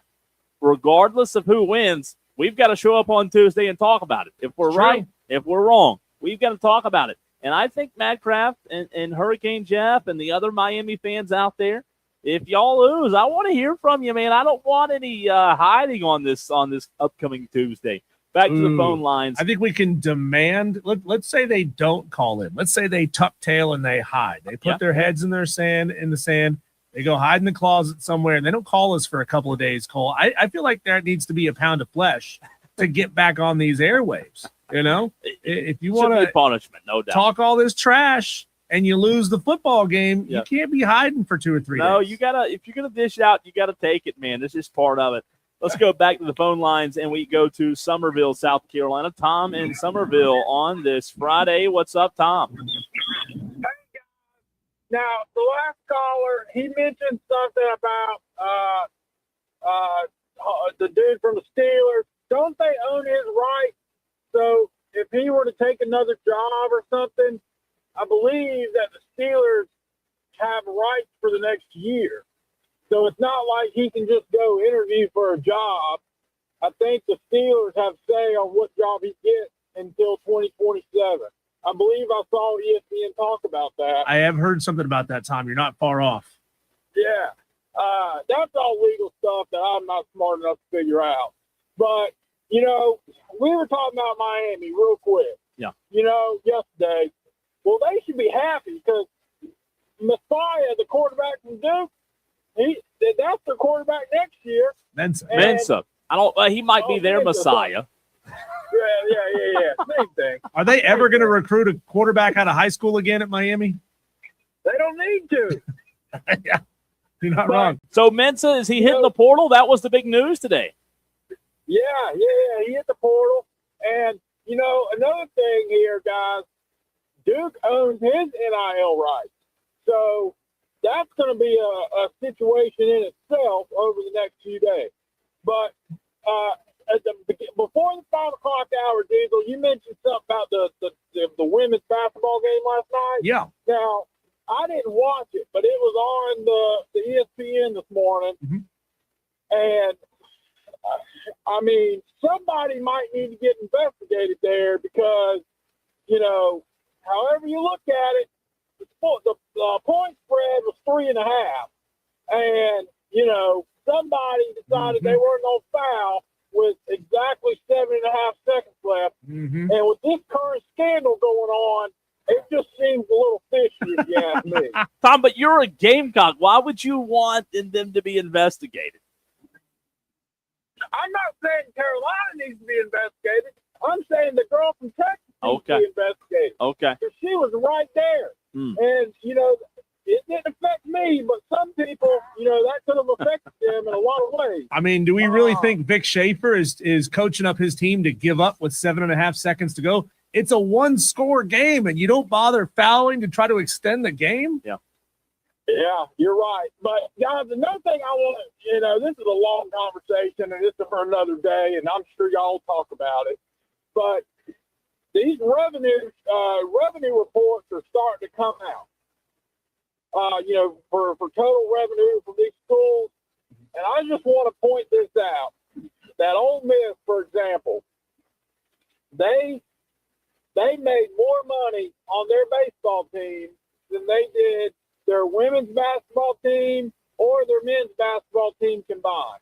And, as in the world that we are in with distributing money to different sports programs, it just needs to be stated that college baseball is on the rise in the NIL red share game, and I am all here for it. Baseball is back in a month. The Gamecocks are going to go to Omaha this year. And, come June, we're going to have Paul a statue. And, Clemson got us last year, but not this year. Paul and the boys are going to be ready, and I cannot wait for baseball season. Mad Cat, we'll hear from you on Tuesday. And also, Tony, I miss you, buddy. Talk to you soon. Go Gamecocks. Yeah. Thanks, Tom. Tom in Somerville, ladies and gentlemen. What an epic call. Hey, what an epic call. If they can figure out a way to make more sports profitable for more schools. And that's always been a struggle, right? Most schools are not even profitable in football. But if they can, if more of these schools can figure out how to turn a profit in baseball, how to turn a profit in men's basketball, and especially if you can turn a profit in women's basketball, I think that is seismic, Cole, if you can start getting profitability into these sports. Yeah, it's impressive for Ole Miss if what he's talking about is true there with the baseball, because you think about it. They're going to run into the same problem that South Carolina women have ran into, and maybe not. Maybe it's different in baseball, and I'm sure it is to a degree. But think about it: South Carolina loses money in basketball and women's basketball because of how much money they put into women's basketball. Sure. Ole Miss and these other programs, they're going to have to start putting more money into it. So it'll be interesting to see if it evens out. But Thanks for the call, Tom. As always, we appreciate you. 844-326-3663. Keith and TR says, I'm sorry, but Indiana is going to beat Miami like Georgia beat TCU a few years ago. That comes from Keith and TR. And you and I both made our predictions back in the very first segment. Diesel, you had, what, a 14-point win? Is that right? I think I had a 38-24. Yeah, 38-24 win. I had a 20 for Indiana, by the way. I had a 27-20 Indiana win. So you and I both have Indiana winning. Texter from the 312 gets in and says, go Bulldogs, beat them Rebels. Talking about the game I would assume that you'll hear right here in about 2 hours from now on the Fan Upstate between Bowling Springs and Burns. A big region game tonight here at Burns. I'll have to call for that one. But Diesel, let's make some official predictions when it comes to the NFL, what's happening. I cannot wait for this weekend. This is going to be a lot of fun in the National Football League. 2 good games on Saturday and 2 good games on Sunday. Starting tomorrow at 4:30 with the Bills and the Broncos. You know, I picked the Bills last week against Jacksonville, Diesel, just because of Josh Allen. Like, sometimes you just take the difference maker. I thought last week Jacksonville was the better team than Buffalo. But guess what Buffalo had? The better player. And sometimes the better player just takes over. He had 2 rushing touchdowns, 1 passing. Those 2 rushing were huge, Diesel. The Broncos are good. It's in Denver. They've had extra time to prepare. It's tough to go at Mile High and win. Sean Payton's a good coach. He's going to have those guys ready to play. But isn't there a factor that Josh Allen just still scares the crap out of you? Yeah, he's really good, and you're never out of it. I mean, there can be 63 seconds left on the clock, and they're on the 5-yard line, and you could still believe in Josh Allen to march that team down the field and get it done, Cole. I just think this Denver Broncos defense is a little too good. They're good. And I don't know that that's going to be enough. You know, you can only score 7 points at a time, or I guess 8 points at a time. And I think this Denver Broncos team could get out ahead by 2 scores and not give Josh Allen the opportunity to get it done. So I'm going Denver. You're going Denver? I'm going Denver in this ball game. I still think it's going to be close. I don't think it's going to be a 14-point game. I'd say Broncos win by 10. Well, guess what? The spread is 1.5. Denver favored by 1.5. You talk about tight, man. I've been back and forth. I'm going to go Denver as well, but I could see Josh Allen in Buffalo winning. I mean, I certainly could. I think the most intriguing game this weekend, Diesel, is San Francisco and Seattle. You talked about in the Daily Wire Sam Darnold, who has had an incredible year. Again, 4,000-plus yards, 25 touchdowns. He's got, is it an oblique injury, I believe is what it is? Is he really injured? Is it just smoke and mirrors is what you asked. I think that's fascinating, Diesel, because it's in Seattle. San Francisco, a couple of weeks ago when this game was played on a Saturday night, San Francisco mustered together 3 points against the Seattle defense. I expect Kyle Shanahan to have a much better game plan this Saturday night, but this Seattle team, this defense is legit. Seattle is laying 7. They're favored by 7 points at home on Saturday night. I don't know if they cover. I think the 49ers keep it closer than they did just a couple of weeks ago. But Diesel, I just can't bet against Seattle right now, unless Darnold's really, really hurt, right? Yeah. That changes things. Now, both of these teams are a little banged up in some really key positions. I just wonder, you're right, how banged up is that oblique really? You know, you can imagine, especially on longer throws, you got to be able to use some of that core to be able to put some zip on the ball. And if you don't have it, man, that makes longer throws really difficult for Sam Darnold. I still think they just got too many weapons, though, even if they have to keep the game in front of them just a little bit more, keep those throws more intermediate and short. They just got too much firepower. I'll tell you who's not hurt. Jackson, Smith, and Jigba. 1,700-plus yards, 119 receptions. That guy's phenomenal. I like Jackson a lot. I think he's going to have a big game. You're right. They've got a lot of weapons, too much firepower. I'm going Seattle on Saturday night in that one. Sunday, Diesel, 2 games on Sunday. Here we go. Are you ready? 3 o'clock on Sunday. It's the Houston Texans, the best defense, man, And you just have seen this Texans defense go at it week after week and get after the quarterback. They're going against a team that almost looks unbeatable in the 14-3 New England Patriots. I've been high on the Patriots all season long, and Drake May, Diesel, they're as good as it gets. I think they're the best team in the NFL. Them in Seattle, I've said for a few weeks now, I think are on a collision course if Darnold is okay for a Super Bowl. But here's where I am on this one, and you tell me what you think. I love this Houston Texans defense. I do. They're nasty.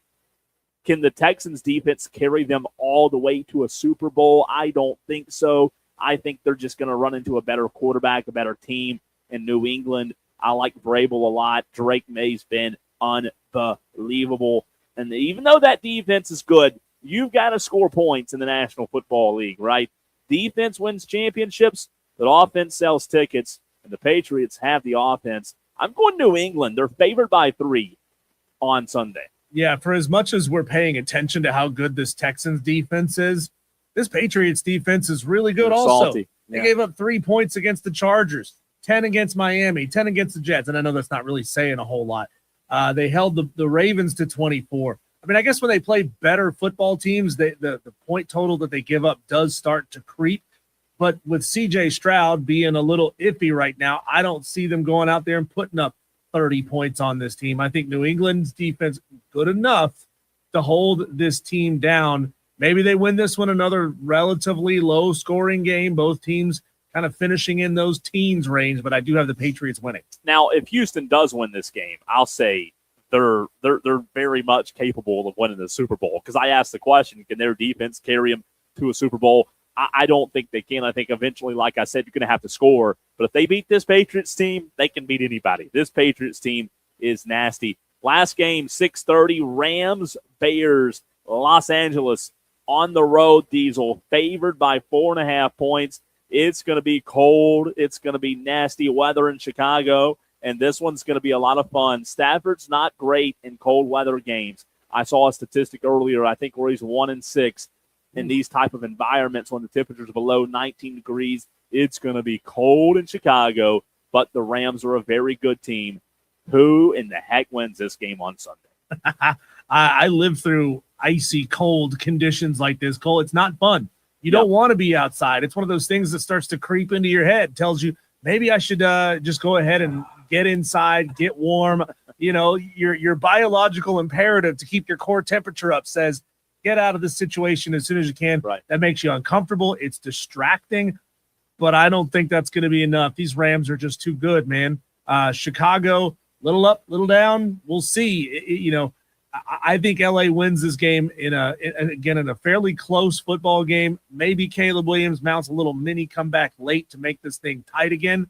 I'm just not giving them the game. I think the Rams are just too good across the board. On the stream, Shane says, what I want for my early birthday present is Cole to wish me a happy birthday. No, I'm just kidding. He says, number 1, Broncos win. Number 2, Seahawks win. Number 3, Rams win. Number 4, Patriots win. Shane, when's your birthday? Let us know.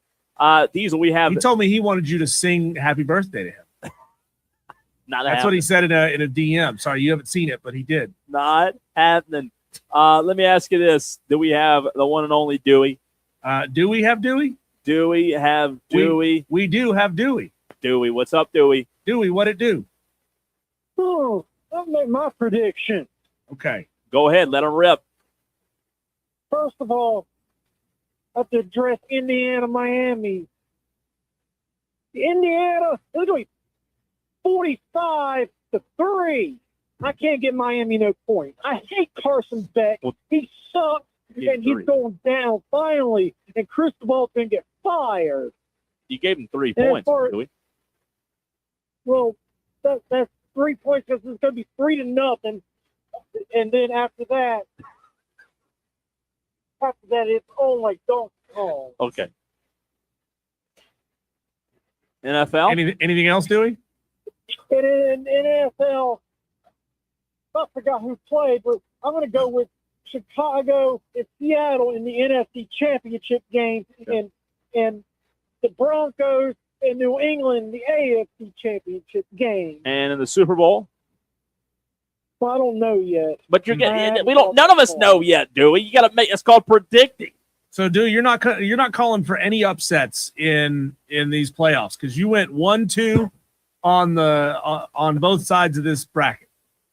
The only thing about Seattle is Sam Darnold. That he scares me, but the rest of the team is really good. And I think this time whatever, even if Sam Darnold craps the bed, the rest they should be able to overcome it and actually get him into the NFC Championship game. That's a good analysis, dude. I think that's what they're going to say on ESPN before the game. I mean, the Minnesota Vikings last year was overrated with Sam Darnold and the rest of the team, and you see how they are this year. So Seattle's going to get into the NFC Championship game with Sam Darnold. You have big weekend plans, Dewey? Oh, this dry January crap really making me angry. You don't have to do it, you know. I don't, but the church is making me, and I have to obey the church. So they're making me, and then my parole officer is making me do it too. So I gotta obey them too. So but it's really making me ornery. I'm tired of this snow thing. I'm tired of Chris Justice's lies. And he was on TV today, so I'm going to have to call them back up Monday and complain again. Thanks, Dewey. You're the best. Gosh. How much snow would we have to get for Dewey to call and apologize? That's a good question. To Chris Justice. It's a great question. Oh, wow. This is riveting television. Sports Center is doing the bottle flip challenge. I guess they're trying to go back to 2016. There's some trend of posting photos of yourself from 2016. I'm not doing that. You're not doing it? No. Not doing it? I'm with you on that. All right, good stuff, Tolos. Appreciate you, and appreciate you as well, Dewey. There you go. Tolos Wire to Wire with Diesel and Cole Bryson. Remember, if you missed our conversation earlier with Dan Morgan, the general manager of the Carolina Panthers, that is now posted for you at thefanupstate.com, also on the free Odyssey app, the iHeart app, on Apple Podcasts, Google Podcasts, Spotify, wherever you get your podcasts. Just search for Wire to Wire with Diesel and Cole Bryson. We're also going to play it back for you here in just about an hour. So, you'll catch it again. We'll give you another chance. When we come back, Cole, there was a segment we used to do that I loved, and I'm going to bring it back on this Friday edition of the show, the Friday Fives. I want to shout out a couple of phenomenal performances this week in sports, and I want you to do the same, Tolos. 844 fan phone, text in. Who do you want to give a Friday Five to? That's next.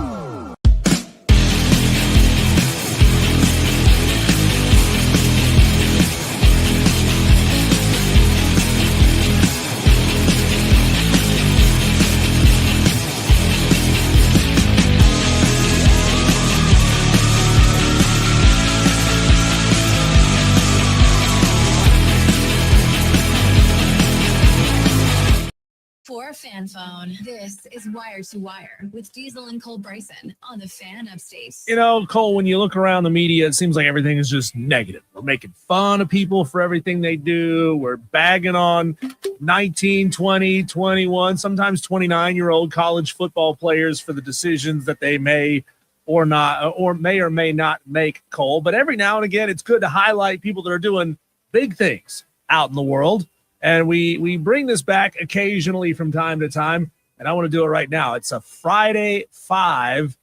Give our Friday Fives, our high fives out to players and coaches that have done big things this week. Are you ready? Let's go. All right, my first Friday Five, Cole. I'm going to throw one, and this is an easy one to pick here. How about the Clemson men's basketball player this week, Nick Davidson, who put up 25 points, 8 of 11 shooting, 73% from the field, 67% from three-point range. From the free throw line, Nick Davidson could not miss. His season average has been about 9 points. He put up 25 on Boston College. He did, and he was the reason they got that. Well, not the reason. He was the big reason they got that win.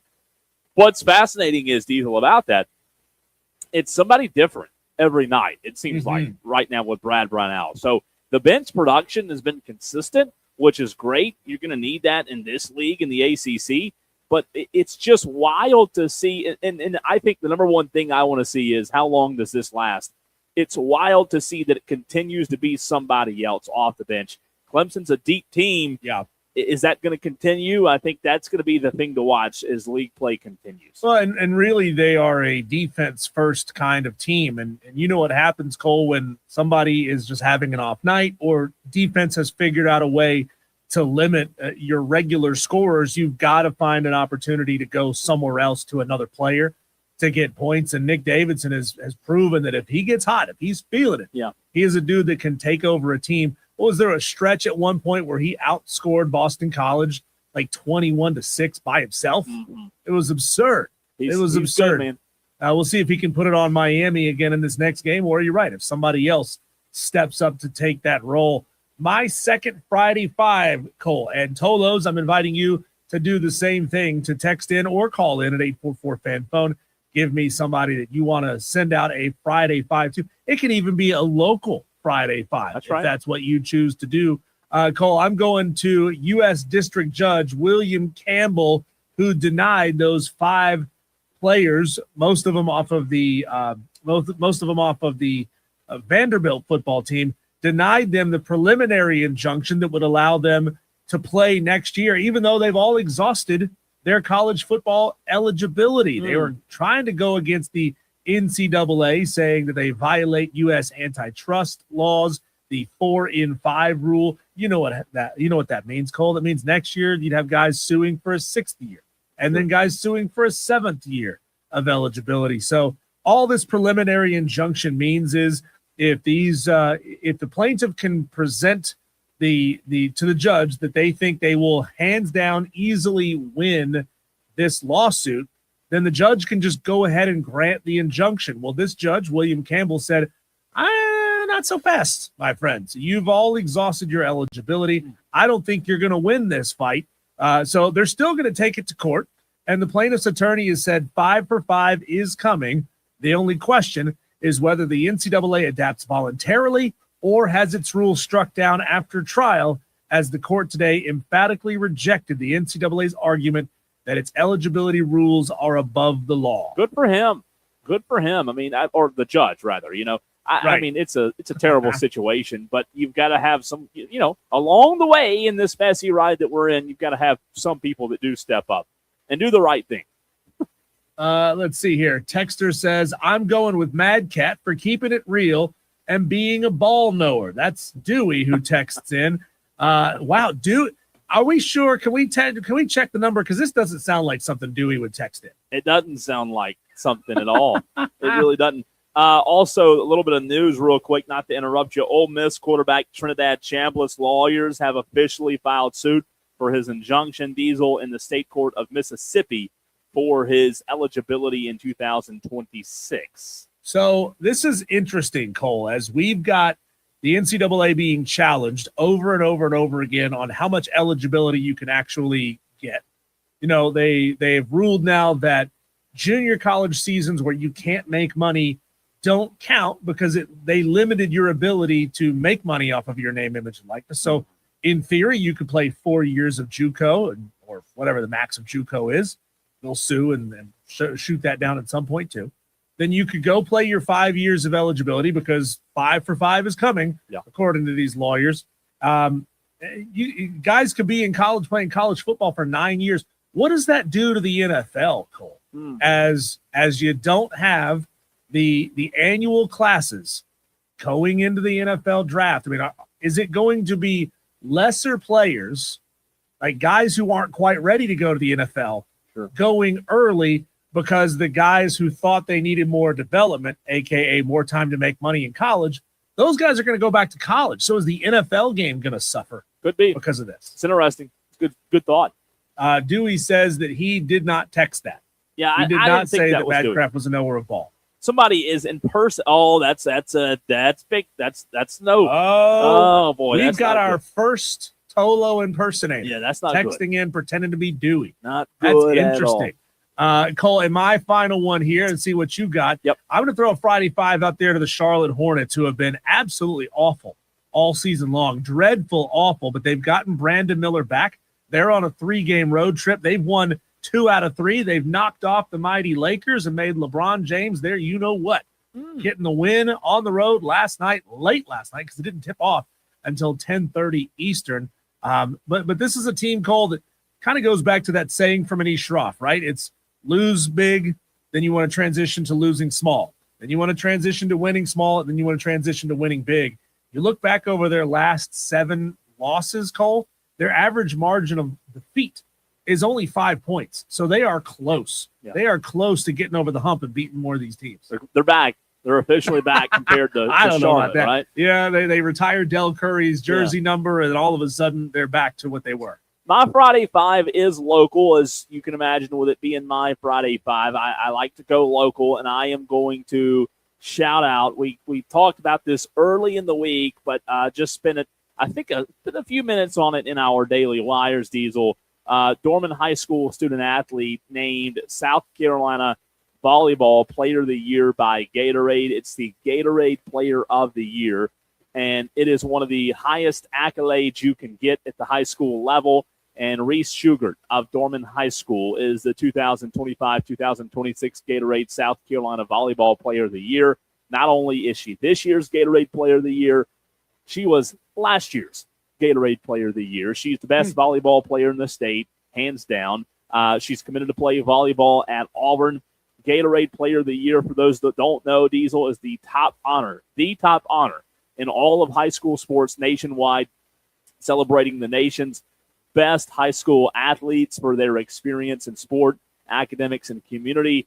The award recognizes Shugart as South Carolina's best high school volleyball player, and she joins an elite legacy that spans professional athletes and coaches to CEOs such as Kerry Wash Jennings, April Ross, Campbell Flynn, and she's 6'1". She's an outside hitter for Dorman. Paula Kirkland's her coach.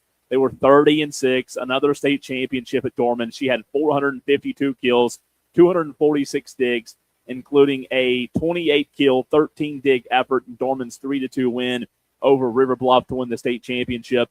She's awesome. Again, she's going to Auburn to play volleyball, so that's who gets my Friday 5, keeping it local. Dorman High School's Reese Shugart. Love it, Tolos. You got about 2 or 3 minutes left if you want to give us your Friday 5, Cole. But can you give us a little preview of what we're going to see with the basketball game you're going to be calling later on this evening? Burns, Boiling Springs. I was looking at Boiling Springs and what they've been able to do the last couple of games. It's been tough, man. They've been up and down and up and down and up and down for the last month. They haven't won back-to-back games. They haven't lost back-to-back games in the last month. 10-7 team, and the record a little bit deceiving. Tell me about this game we're going to see. They're 1-4 in region play. I'll say this, though. If this were gambling terms, I think this would be a good spot for Boiling Springs tonight. Here's why. They're coming off of a loss to Riverside, right? Boiling Springs is a lot better than their 1-4 region record. And Burns, Diesel, coming off of a huge high on Tuesday, a huge win over Dorman, right? And I talked to Lane Fowler about it in the pregame interview, which you'll hear at about 7:15, 7:20 on the show or on the broadcast tonight. But you just get worried in these kind of situations. You just beat the best team in the state, Dorman, and you took it to them and you ran them out of, your gym in the fourth quarter, and you just worry about having emotional letdowns because these are high school athletes, right?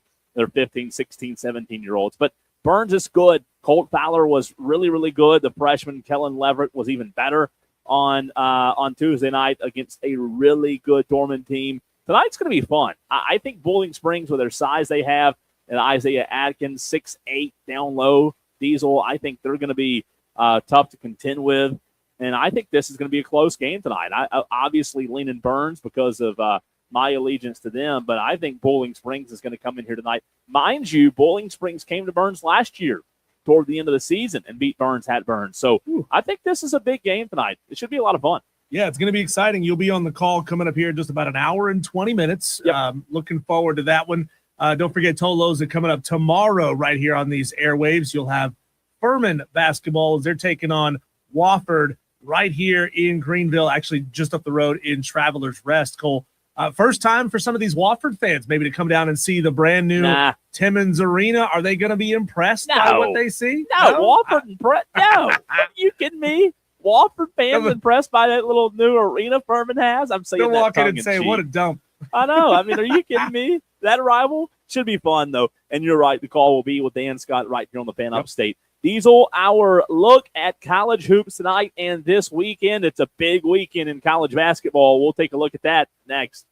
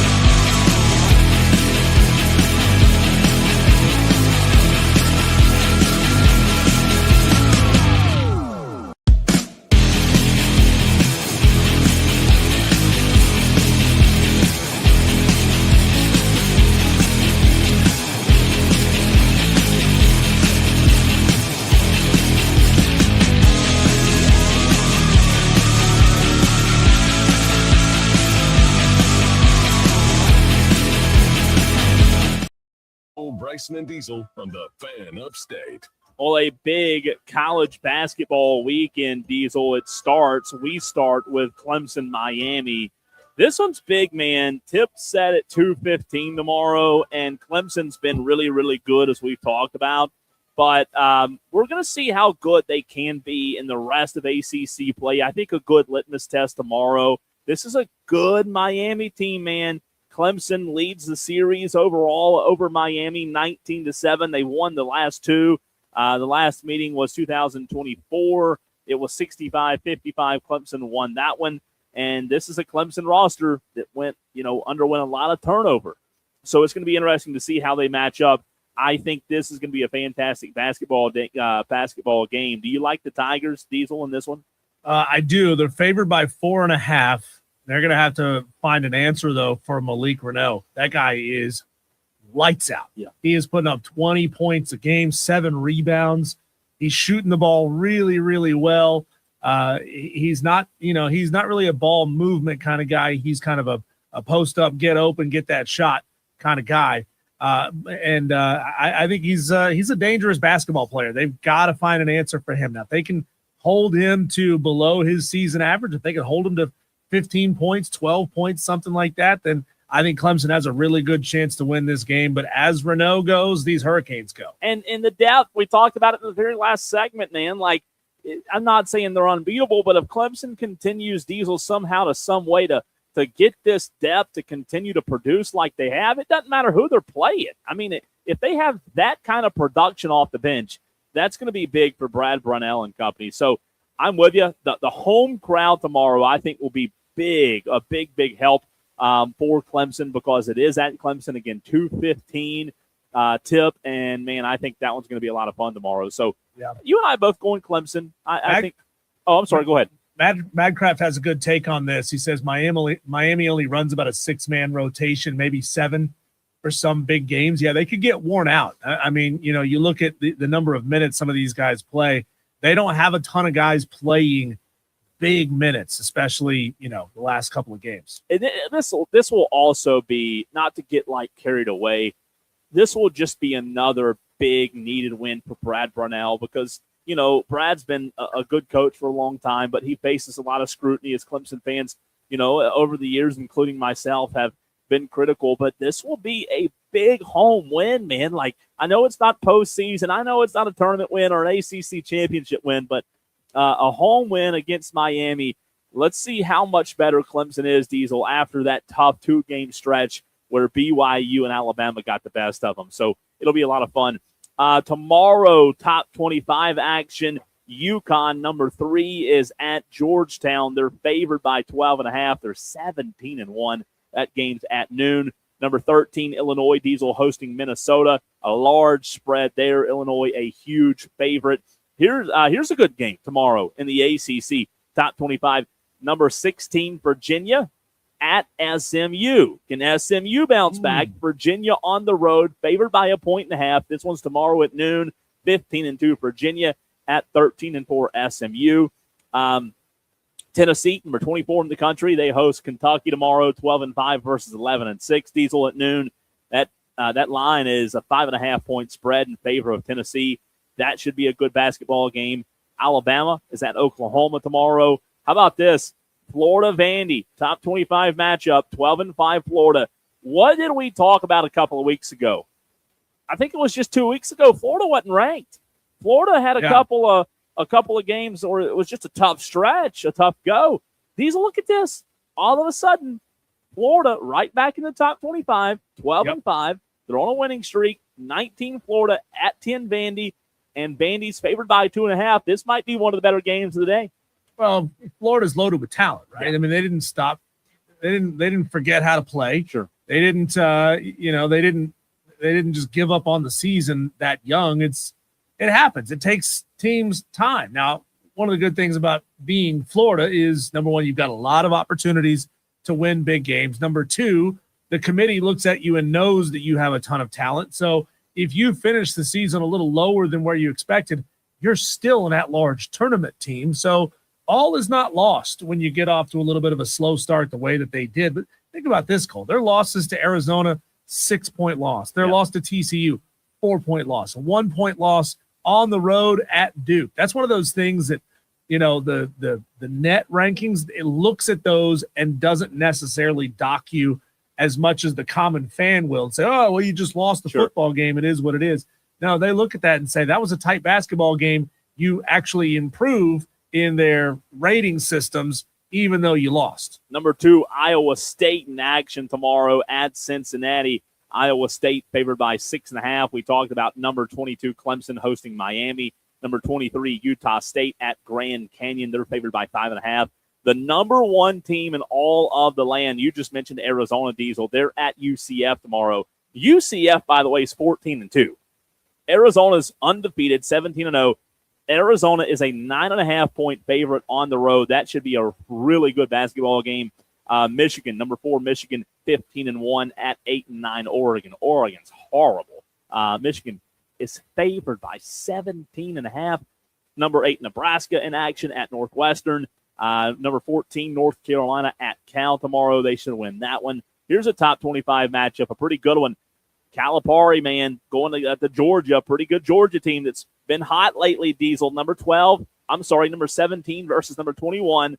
Arkansas's 13-4. Georgia's 14-3. The Bulldogs favored by 1.5. They had that big win last weekend over South Carolina. Coach Cal coming into town. This one could be a lot of fun on Saturday.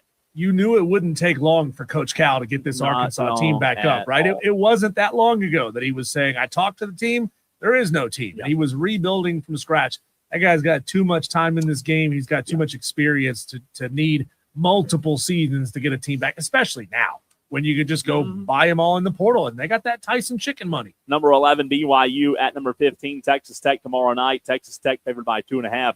Matt Kraft says on the stream, I don't know if you guys got to this in the Daily Wires, but did you see the Mensa news? We talked about it with Tom a little bit. And yes, we will close the hour on that news. Darian Mensa Diesel in the portal, huge news in college football. He was a really good quarterback. That will be a lot of fun to watch and see what transpires there.